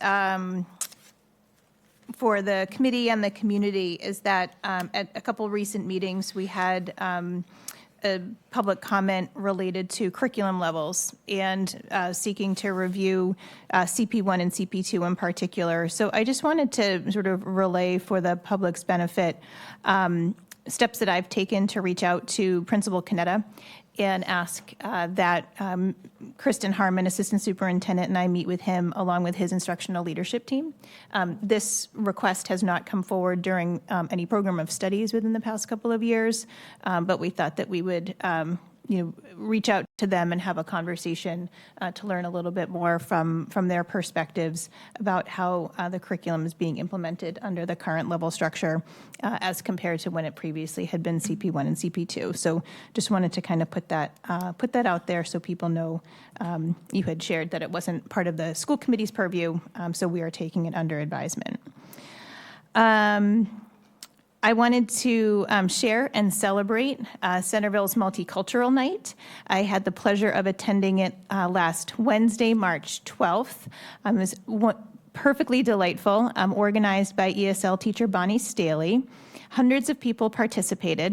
Students arrived with their families and received a passport at the door to collect stickers from the following nations: Brazil, Bulgaria, Cape Verde, Chile, Ecuador, El Salvador, France, Haiti, Ireland, Israel, Italy, Jamaica, Lebanon, Mashpee Wampanoag, Mexico, Russia, Vietnam, and the United States of America. Families wound their way through the cafeteria, sampling a variety of dishes. They also perused stations throughout the building that included arts and crafts and cultural lessons, including celebrations and language from the variety of nations I just mentioned. I want to thank the faculty and staff, family volunteers, and some of our own BHS students who hosted tables and taught Centerville's K-3 families about rich cultural traditions. It was an amazing and really celebratory evening. Poetry Out Loud. Last Sunday, Delilah DeYoung represented BHS in the regional competition of Poetry Out Loud. She certainly made us proud. BHS also received a certificate of recognition for 17 years of participation in this program, which is marking its 20th anniversary this year. Massachusetts ranked #1 in the nation, even beating out California for the number of schools who participated.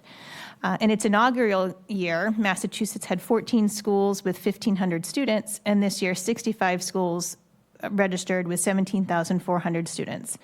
Congratulations and kudos to the teachers in our English department at the high school for their commitment to this program, for giving the students the opportunity to explore poetry, find poems that speak to them, memorize those words, and share them with peers. Most of our classes held competitions, and 90 students participated. The quality of the performers were extremely strong that the department, this is from Laura Welch, the department had to host a second round to select the top 12. So very well done. Best wishes to our future problem solvers. A couple of weeks ago, I had noted that they were going to be engaged in their initial round of competition. We will be sending 4 middle division teams, 5 senior division teams, and 5 individual competitors to states this year, and that's 46 students. Barnstable has consistently proven to be a powerhouse in this prestigious academic competition throughout the years. Congrats to coaches Deb Contrino and Christy Sally for perennial successes. We didn't have the student envoys, and so I feel a little bit unprepared to share all of the amazing things that are happening at the high school in particular, but I will take a moment to inform and or remind people that the musical is coming up. The Little Mermaid is going to be this weekend, Friday, March 21st, Saturday the 22nd, and Sunday the 23rd, and then repeated Friday, March 28th, and Saturday the 29th.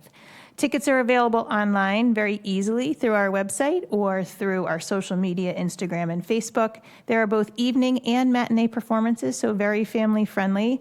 And there are 2 casts. So if you go on multiple occasions, you might see more than one cast. So we want to wish the best, break a leg, as they say in the theater business, to the cast and crew of The Little Mermaid. I am very excited to go. I'll be taking my mom on Sunday the 23rd. And then lastly, I want to share with the committee, at the last meeting, Hope Hanscom, the new executive director of the collaborative, introduced herself to you. And later that week, I wanted to share that she came to visit Barnstable Public Schools as part of her entry plan. She spent about 3 hours here. I had a conversation to talk to her individually, and we also toured our schools and programs, including Transitions and NEC at the high school, Crossroads at High West, the ILCs at Centerville, and NEC at West Villages. It was wonderful and delightful, and I think really gave us an opportunity to develop a relationship and see the continuum of services, both the ones that we have here in the district and how they connect to the offerings at the collaborative. We also stopped into the transportation office to introduce Hope to Sandy and Beth and develop a relationship with respect to transportation. And we met with the co-directors of special education and the director of English learning and began to brainstorm additional possibilities for a relationship with the collaborative. So I really look forward to working with her. It was an amazing visit, and I want to thank Hope for her time. That's what I've got. Questions or comments? No, thank you very much. Andre? No. All right, thank you. Item 3.5, Assistant Superintendent Report. Thank you. So as you know, or hope you know, that last Friday on March 14th, it was a half day in service for staff. Wanted to share a little bit of the stats and some feedback. So our BIS and BHS educators continued their professional development series on supporting multilingual learners with effective Tier 1 instruction, while our K-5 educators continued their professional development to support implementation of CKLA, our new K-5 literacy program. There were also a number of other opportunities for staff, different staff groups. Some participated in CSTAG. We had Teachtown Curriculum Exploration, Aspen registration, and the annual update training. And the feedback from staff in response to the question, today's PD activities were relevant to my role and responsive to the needs of the school and or district. We had 42% strongly agreed, 39% agreed, 13 were neutral, 3.3% disagreed, and 1.5% strongly disagreed.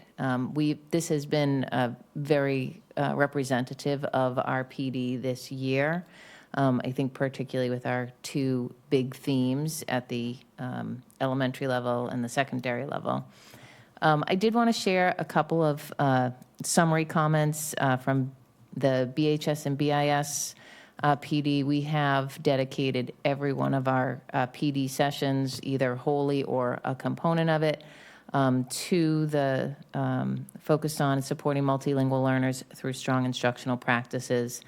And so I had, one of the questions that we are always asking is, how did the professional development sessions strengthen your current practice? And these are summaries, but 5, real highlights were the opportunity for collaboration and collaboration around supporting multilingual learners, the particular focus on scaffolding and language objectives for this round, which also focused on high-quality questions and student engagement, and having the opportunity for, or the wealth of resources that are being provided to the participants. So happy to see, that it's really taking hold. We're starting to see a lot of changes in the classroom. Our administrators are getting supported also through our monthly leadership meetings as well, so that they are able to provide support to their staff. As was shared at our last school committee meeting, many of us had the opportunity to participate in Read Across America events at the elementary schools. High West takes a little different spin on it. They have their Reading Palooza, which was today, and I had the pleasure of reading to Mrs. Bobeck's class. I actually read 2 books. I was so impressed, though, by their connections, the connections they were making to other stories they had read. So one of the stories that I read was Art Dog. It's awesome. And they were making connections with other stories that had similar themes or similar aspects to it. And so I know, that is a cornerstone, or a lot of the conversations that are happening in our elementary reading classrooms because of through the CKLA program. So it was great to really see it in action, even though it was just a bit of a fun read. Well, they're all fun. Also today, I had the chance to visit the Cordial Eye, which is a local business located right across the street on Main Street. And that's partnering with our grade 6 ELA teachers through a Mass Cultural Council grant. I do want to thank Mike Andrews, BIS ELA teacher, for coordinating this opportunity for students. He really led the grant writing on this. The project, titled A Community of Courage, Grade 6 Representations of Fortitude, actually really describes it all. The project incorporates both visual art as well as writing through essay production, individual art creation, and then a collaged representation that will be created by a local Cape Cod artist. As part of the grade 6 curriculum, students craft a personal narrative of courage.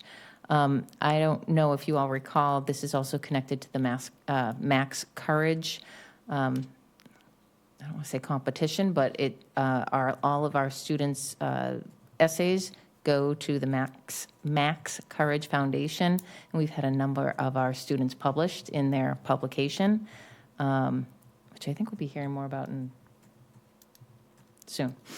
But they craft these their personal narratives of courage, describing courageous moments in their lives. The essays this time were also used as inspiration for the creation of individual tiles on which students drew and then painted a visual representation of their individual courage as described in their essays. Students created these with the support of teaching artists at the Cordial Eye. So I actually got to see them. It was transition between the presentation from the local artists. They were going into 2 classroom spaces in the building to start their drawing and painting. And so the final product, each student will have their individual tile to take home with them, but they will be taking a digital photo of every single tile, creating, they called it stitching, but creating one digital mosaic using all of those tiles, really representing the importance of every student, both individually through their individual tiles, but then collectively when they are all stitched together. And this will be presented somewhere in the building. They'll have a team, I'll call it a poster, but it's going to be much bigger. And then they'll have a full grade level representation, and it will be a coordinated effort of all of the students' work. And then finally, I am excited to share that Barnstable Public Schools has been awarded another Project Lead the Way grant. As you know, we currently have 2 Project Lead the Way programs at the high school, engineering and computer science. So with this grant, we'll actually be able to expand the programming to Barnstable Intermediate School. We have 2 STEM enrichments at the intermediate school, 2 STEM teachers to run STEM enrichment classes at BIS. And so, as was indicated in the grant application, that by bringing the Project Lead the Way programming to BIS, it's going to serve as a feeder program for our high school pathway programs, providing an early exposure to Project Lead the Way programming and content. Students will have a chance to explore what they will be seeing within the engineering and computer science pathways, which will hopefully build their interest. The grant will provide the district with funds to support professional development for our 2 STEM teachers, along with access to the curriculum and supplies and materials that will support the curriculum, which is a very hands-on, real-world, challenge-based curriculum, which I am anticipating will promote a lot of interest in further study in both the computer science and engineering pathways at the high school. That's all I have. Questions, comments? Andre? Okay. Thank you, Kristen. Thanks. I miss getting out to those elementary schools. I haven't been able to go in and read. I need to quit my day job. Did I just say that publicly? Right. Okay. Conducting old business. Item 4.1, revised policy AC, non-discrimination, including harassment and retaliation. As a reminder, this is the second read for the revised policy. The revision is simply including an update to the policy after the federal court ruling on Title IX. It's just reverting back to the, basically describing the discrimination categories. Very minor change. Move to approve the revised policy AC, non-discrimination, including harassment and retaliation, as presented in tonight's materials. Second. Having a motion made and seconded, all in favor? Aye. Okay, motion carries unanimously. Item 4.2, revised policy IKF, graduation requirements. This is a second read for the revised policy. The revision includes an update to the local graduation requirements that are following the change with the MCAS being required for a diploma, and it brings our local graduation requirements in line with the Mass Core. There was one update since the last meeting. There was just a slight wording change. We had foreign language in there, the word foreign, and our department's called world languages, so we just made that revision. Okay. Move to approve the revised policy IKF, graduation requirements, as presented in tonight's materials. Second. Having a motion made and seconded, all in favor? Aye. Motion carries unanimously.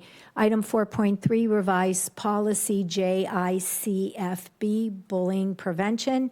This is the second read for the policy. The revision includes an update to the description of bullying. Move to approve the revised policy JICFB, bullying prevention, as presented in tonight's materials. Second. Having a motion made and seconded, all in favor? Aye. Motion carries unanimously. We're under conducting new business. Item 5.1, we have a community mentor presentation. Our high school, more than high school maybe, community mentors, come on up. We're looking forward to hearing an update. wherever you're comfortable, 2 and 1, or all of you around the table, it's up to you.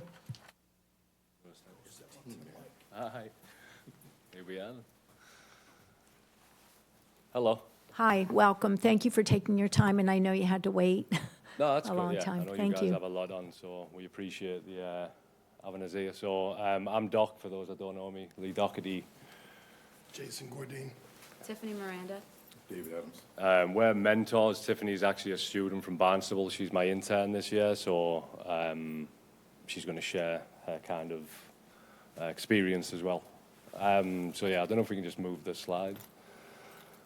So I think it was September of 23, we kind of formulated this program. I know Jen was there at the meeting and a few of us were, and it was to a recent uptick in violence. There was a shooting on Main Street, and there was kind of community people had come together, and it's how can we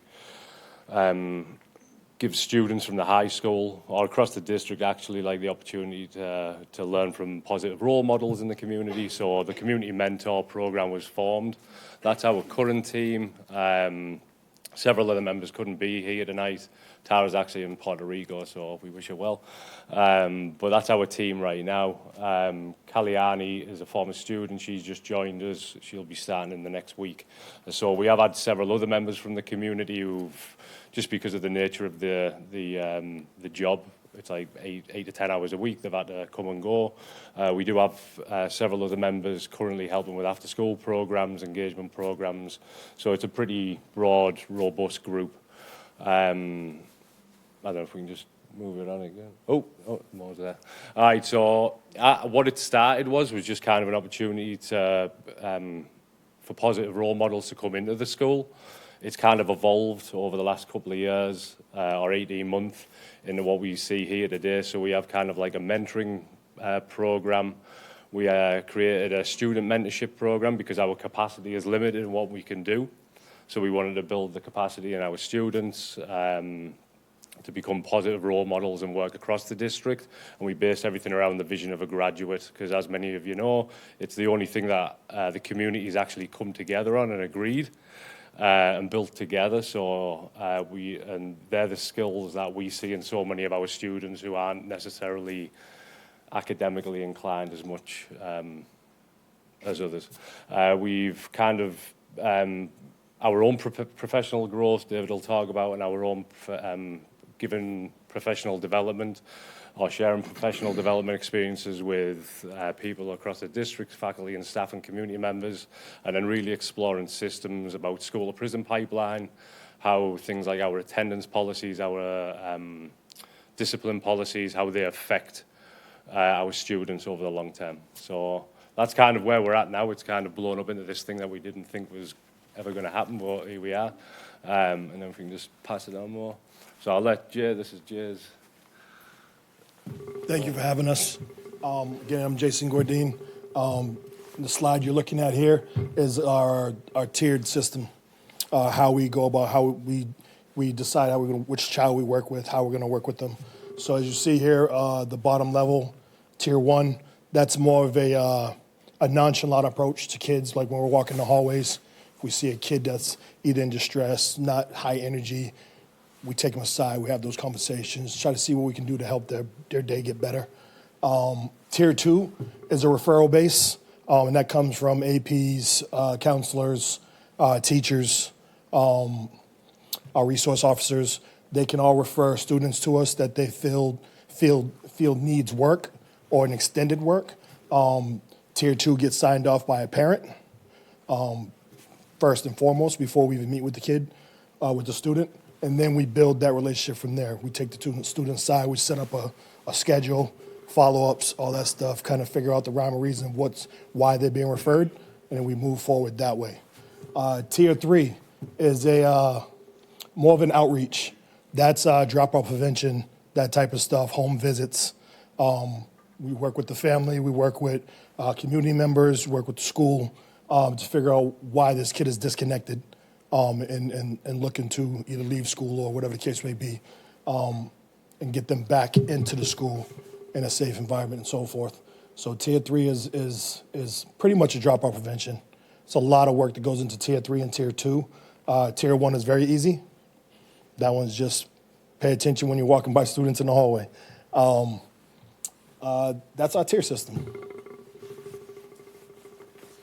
So the vision of a graduate student mentor program, again, they're the skills that were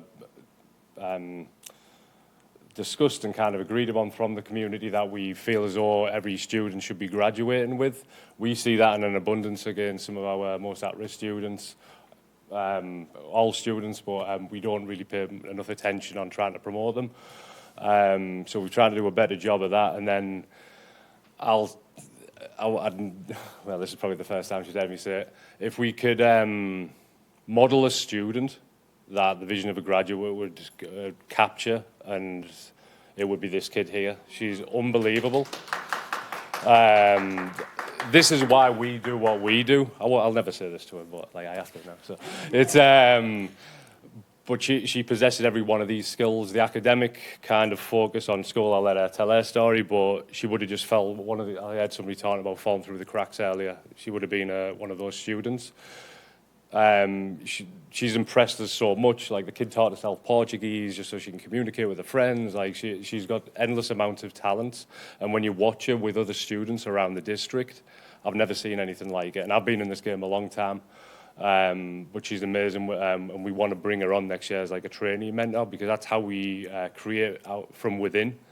And she's going to be a massive asset to the district moving forward. So I'll let her kind of talk about her experience. She's going to smile a lot. Hi, my name's Tiffany. I got into this mentor program thing a while ago, and I really enjoy working with it. Academics is not my thing, and I think finding the mentors and starting to do this really like kind of gave me a little bit of like a purpose for school and a reason to like push forward in school. I go around the district and all the elementary schools and middle schools and work with the kids, do crossroads and special ed and stuff like that. And I really, really, really enjoy working with the kids. It's like, it's just like, I feel like I belong there. It's really fun. And getting to teach like a little bit of like the older kids, middle school kids, like these skills and work with them and get to know them and create relationships like throughout the district. So now whenever I go anywhere and I see the kids, they're like, "Hi, Miss Tiffany." It's like, it's nice. I like, really enjoy it. Yeah, that's pretty much it. Good job. Before we start, I want to let you guys know, for a guy that's never nervous, I'm nervous right now. We're just people. We're just people. I know. And I've been around you guys a long time. You know, it's just public speaking is not my thing. But a funny little story, I'm actually mentoring a couple of kids the other day, and I'm telling them, I got to speak, I'm nervous. And I was like, you always have the right thing to say. If you don't get your butt up there and do your job, because you tell us the same thing, so I'm up here because of them, really, you know. And, well, these guys saying, you're going to get up there. So, right, thanks. So, professional. Thanks, Jen. No pressure, though. No pressure. Which side's the camera so I get to the side? That's good. Talk about professional growth, things that we've been working on ourselves. We took training, it was a 2-day training from Suffolk University, training on some of the restorative practices. And that was eye-opening for all of us. Had 2 days to really learn a lot about some of the faculty members that we work with and become some of the mentors today that you see. Done a culturally proficient leader training, and that builds skills to support diverse individuals and foster an inclusive environment. The bystander workshops, Jeannie Morrison and her team from No Place to Hate. You know, you see something, you say something. Ongoing mentorship development. We learn from the kids every day. Every single day we have a conversation with a kid, we learn, and we put that tool in our toolbox, and we'll be able to bring it out anytime when situation needs it. MCI Norfolk, we got locked up for a day to get some of the training, and some of us learned how to have a couple of skills to try to figure out and disrupt the school-to-prison pipeline. In short, we'll get into more of that in a second. The Barnstable District Leadership Team. Sarah asked us to come over and do a little bit of work. Thank you, Sarah. And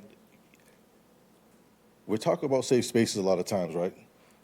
And if we don't know what a safe space feels as adults, faculty members, and colleagues, how do we do that and make that in our classrooms?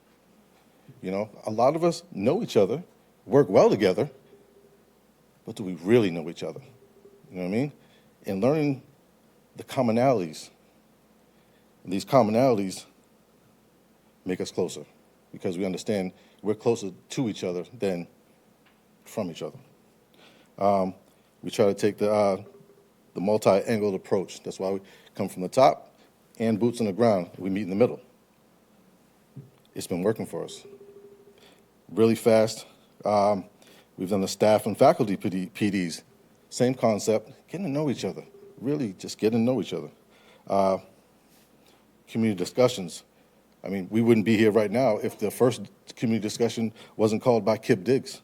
The district attorney was there, Sarah, of course, the police chief, sheriff, town members. There's endless possibilities when we just get to know each other. It's that simple. You know, we're all resources for each other. And then, oh, is that it? That's it. Oh, okay, sorry. I think that's it for me. So one of the big things that David mentioned there we've been doing is working with MCI Norfolk and kind of guys on the inside. We've been sharing their own experiences about, it's funny enough, they all pinpointed something that happened within their school experience that led them to be, that was the start of them serving life sentences. So I want to give Sarah a massive shout out. She won't never take enough credit, but she came with us with the school administrators, a few of the mentors went, and we went just to experience it, build relationships, kind of understand that school to prison pipeline. They couldn't believe that we had a group of our school administration come. Suffolk University and some of the DA from up there were there, and they're blown away by kind of like what we're trying to do within the school, and they said it's groundbreaking. The idea is like about restorative practices. Like, I don't like the phrase restorative justice because I think it's got a bad connotation, but it's about accountability and about healing harm. And when you see the work that those guys have done on the inside, it blows you away. It's kind of life-changing. So we really want to try and disrupt the school-to-prison pipeline because it's there, and kind of even some of our own practices with the way that we discipline kids. We're a school system, so we should be teaching when we're disciplining and not just black and white. So we're kind of exploring that. The biggest kind of thing about it that we're trying to do is really trying to connect our community. We've got some plans, there's conversations going on. We're trying to bring people together so we can work together. There's massive divides in our community. We're kind of, Jill say all the time, we're Switzerland, and we're just trying to come around and piece it all together, and not everyone's going to agree, and that's okay. But to be fair, like, we're doing all right as well as a school district. Like, we're doing okay compared to other districts, compared to whatever. Like, there's a lot of foundations there for us to actually build something amazing. So, yeah, so we're enjoying it. Yeah. So one of the huge things about the Norfolk trainings that we're doing and that we're starting to do, it gives us the ability to learn from these adults that have been through those traumas, and then allows us to reflect back and get to the students before they get to those traumas and help us kind of break that pathway up a little bit. So, you know, taking them, the learning that we're getting from them, the training that we're getting from them, the restorative practices that we're getting and learning, and then we can inflict those into our students to kind of think and try different avenues before they get to that level. And this is kind of what our original roundtable was trying to do, is how do we get to the at-risk youth out here that are in these streets acting wild? Well, this is the forefront of that. This is where it started. This is how we build it. This is how we take care of our kids and students by all these trainings that we're doing. So it's vital importance that this keeps going. This is the fun stuff, the data. So. Jason pulled it all. He loves it. So, so just to kind of show you the growth, like, so we created an official referral process, a tracking process. We're being commended on it by a few people because we track everything, whether it's intervention, whether it's a referral. Last year we had 54 individuals, 15 classroom. This year we've doubled it, or more than doubled it on the individual referrals. That's like tier 2 and tier 3 are the vast majority. The classroom kind of interventions where we'll go in, we play some games, we have a good time, we build like a positive culture in the classroom. That's been going outstanding. I know Jade mentioned, so like home visits, kind of re-engaging students in alternative education. Last year, we had 31 direct interventions. I was able to get students immigration services. I think we've got 9 kids on the pathway to green card. There was getting kids into ACE, all this type of stuff. So we managed to get 22 re-engaged. This year, we've managed to get 17 so far. So hopefully we can keep it about, when you think about it, that's like 22 from what it was last year with our enrollment. That's 1.2% not dropping out, which would add. We haven't caught back up. Right now it's 3.6 hour dropout. It should be, I'm not going to say exact numbers because I might get yelled at, but it should be significantly lower. But it just takes like over a year, like 18 months to catch up on itself. So the tier 3 interventions, I think we're at for like batting for 100, like we knock on the door, kids end up coming back in the building every single time. So, yeah, so that's been a huge thing that we've kind of been bringing in over the last couple of years. If we can just have the next slide. So you can see here, this is conduct. There was almost 600 less conduct incidents within the high school last year for the whole school year from the previous year, from having the kind of the team in the building. It's not all us. I'm not naive enough to think that. It's part of a team effort. Our APs, our hubs do a great job. We're just kind of a piece of that puzzle as well. It's amazing what happens when you go around the school giving high fives.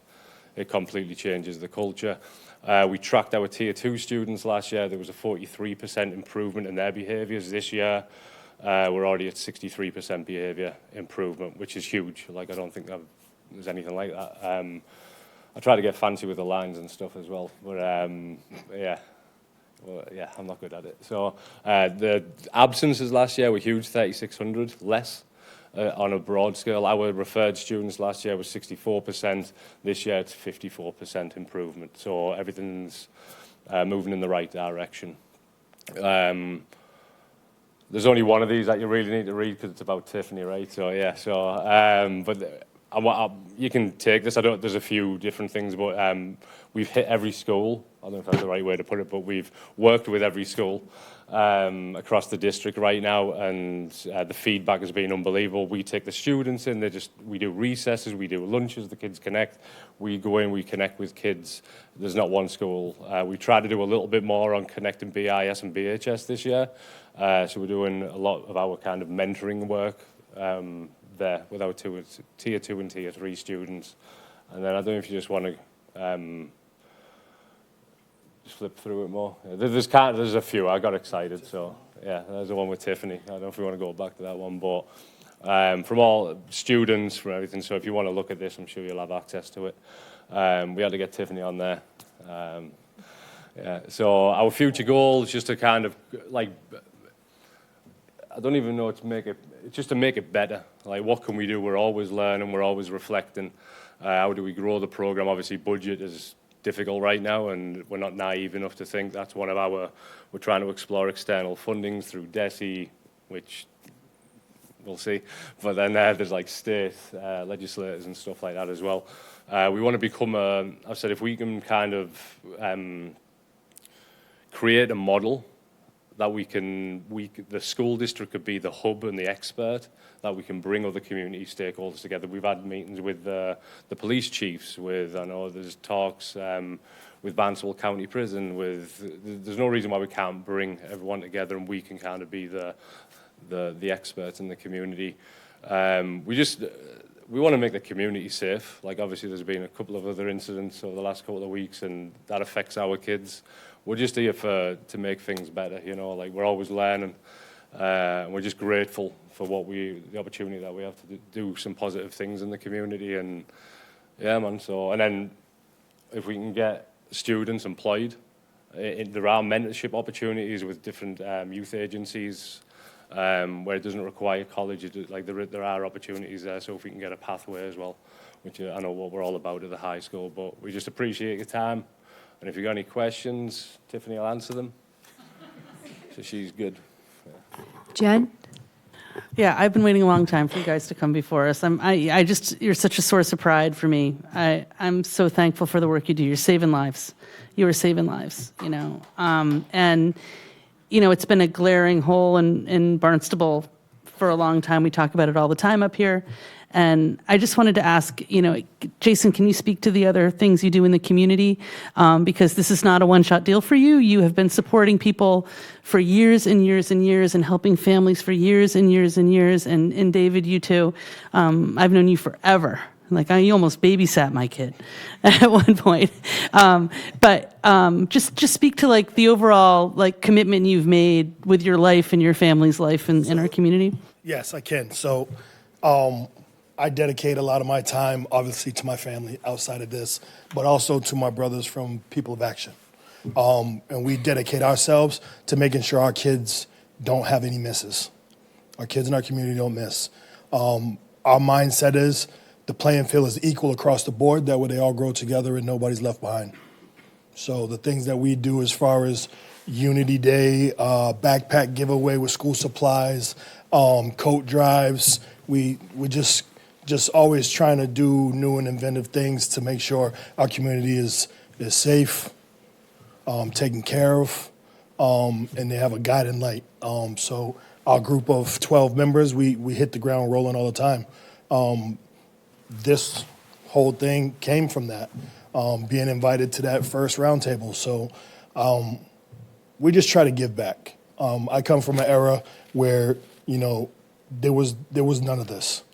Your guy looking out for you didn't have the right intentions.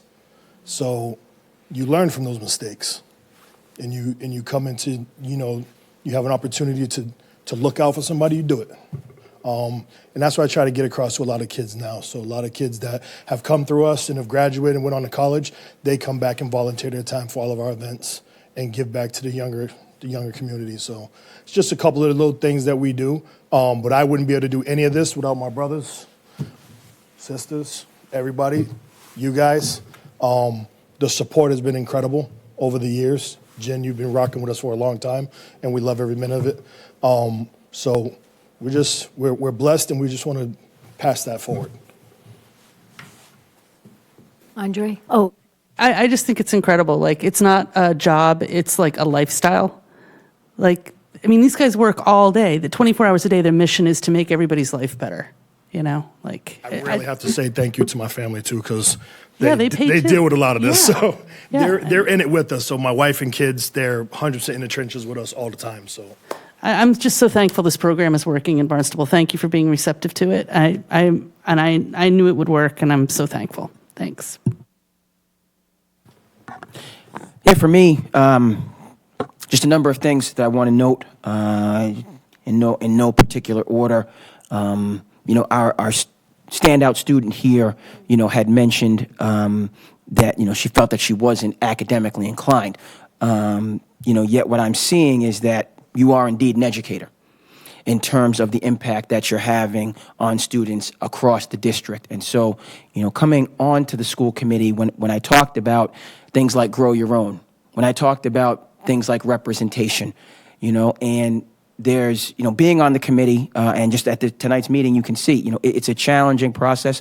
You know, we have to kind of it's work to get on the same page, but the community mentors are evidence of what we can achieve when we are on the same page. That's what you're showing. And it's a lot of work. It doesn't happen, you know, certainly overnight, but that's what I'm getting from this. Just seeing you guys here, the data was tremendous. The things that you are doing in terms of going to these institutions, I think about Scared Straight. You know, I think about, you know, when the student is kind of walking down that path and, you know, helping them to understand where this is eventually going. You know, that transition from adolescence to young adulthood is extremely quick. I teach in 8th grade, so it's that crossroads. those students that, you're maturing, you're growing, but you're not necessarily understanding what your actions can lead you into. So for them to see that in those developmental years before they're actually there is out of this world, So great job in terms of what you're doing. I think about when we talked about the idea of dads on duty, how that was applied in different areas around the country, to bring the community into the schools, and we have, a semblance of that. That's great to see. And then now talking about bringing it out, Barnstable being, the beacon that can allow this to go to other districts. I'll just conclude, it's a lot, you guys presented a lot, and there's a lot of applause and congratulations, and that can be when people are singing your praises, but, I just, to conclude, two of these community mentors were actually my mentors when I was going through school, David being 4 years ahead of me and yourself being 4 years ahead of me. And we talk about that a lot. Just looking up to you guys in those glory days, state championship, you know what I mean? And one that you took away from us in 95, in terms of the Barnstable Falmouth game. Yeah, it's still not over, But, now not just to kind of look up to people, but you guys actually being there on a day-to-day basis is what the reality of this is. Not like, wow, David, Anthony, Sean Fine, Mickey Fine, those, and just seeing you guys made me step my game up. And we don't like to talk about, the scoop, the strip fumble in the 95, that you were responsible for. Tremendous game. But that, from a distance, right, you remember those things. Okay, and now what we've evolved into with you guys is, actually having you in the building on a day-to-day basis, not just for the sports nerd that I was, but for the entire, your touch, not just the impact across the board is what I'm kind of getting at. When we have representation, our achievement goes up across the board, not just for any one particular demographic. All right, so we talk about school-to-prison pipeline in conclusion, but that high academic student that needs the check-in, that seems like they're all right. The outward seems, but internally they're having issues that we wouldn't necessarily know. There's community mentors for them to have that check-in.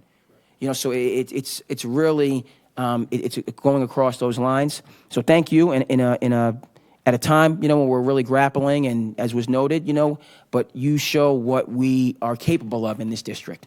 Again, when we're pulling together. So thank you. So I don't want to keep you here too long, but I do have two questions.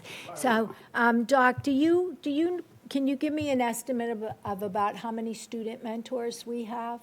How many kids? Approximately 70. 7? Yeah. 70. Oh, 70. 70, yes. Oh, wow. Yeah. I'm deaf I have a in bit of a one 12. ear. Can't count. Oh, It's combination. a bit of a hostile takeover. Yeah. We take our You're army with us. outnumbered. You're outnumbered.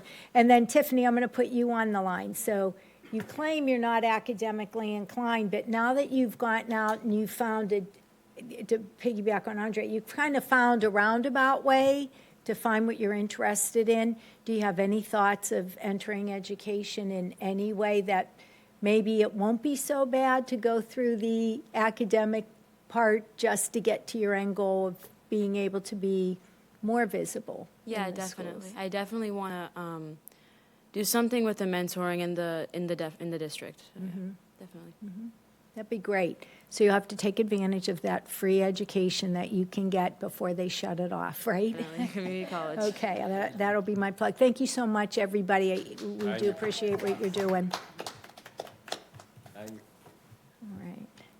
All right, item 5.2, school choice adoption for the 2025-2026 school year. This is an annual intention that we vote on just to say that we're committed to school choice, and we will offer that next year. Move to affirm the school committee's intention to offer interdistrict school choice for the 2025-2026 school year. Second. Having a motion made and seconded, all in favor? Aye. Motion carries unanimously. I'm going to move to postpone item 6.1, the fiscal year 26 fee schedules, to the April 2nd meeting. Second. Second. Motion's made and seconded, all in favor? Aye. And then item 6.2, I move to postpone approving fiscal year 26 tuition rates for Barnstable Daycare and Pre-K program at Barnstable High School until April 2nd. Second. Motion made and seconded. All in favor? Aye. Okay, item 6.3, accept proposal for fiscal year 25 on-call owner's project manager services for schools. Sarah? Thank you. So we put out an RFP and received bids for owner's project management. And there was a proposal selected by the selection committee for CHA Consulting. This had not come before you previously. You had created an opportunity for me to sign some contracts with your prior authorization, but this is new to you, so we put it on the agenda rather than moving forward with me signing the contract. There's no money attached to this because the project manager would get called in for any capital project over $1.5 million. That's a requirement by state law, and part of the capital program would pay for the project manager management's time. So the recommendation is that you accept this bid proposal from CHA Consulting and authorize me to sign the contract. Right. Questions? Okay. Move to accept the bid proposal for CHA Counseling, Inc. for the 2025, for FY 2025 on-call owners project manager services for schools and authorize the superintendent to sign the contract as presented in tonight's materials. Okay, and that's consulting, right? Okay. Motion's made and seconded. All in favor? Aye. Motion carries unanimously. Item 6.4, accounts payable warrant, fiscal year 25, warrant number 37. Move to approve accounts payable warrant FY 25, warrant 37, in the amount of $627,141.91.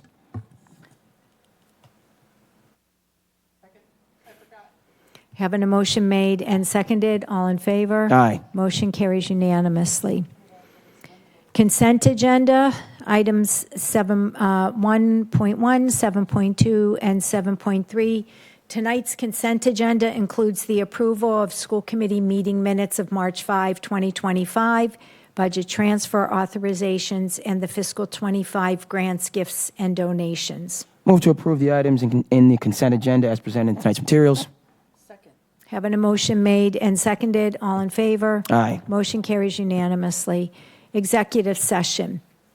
Move to go into executive session, not to reconvene in open session, to approve the school committee executive session minutes of March 5, 2025, to discuss strategy and preparations for negotiations with the Barnstable Administrators Organization, to discuss strategy and preparation for negotiations with the Barnstable Teachers Association, and to conduct a strategy session in preparation for negotiations with non-union personnel and/or contract negotiations with non-union personnel. Lee Doherty.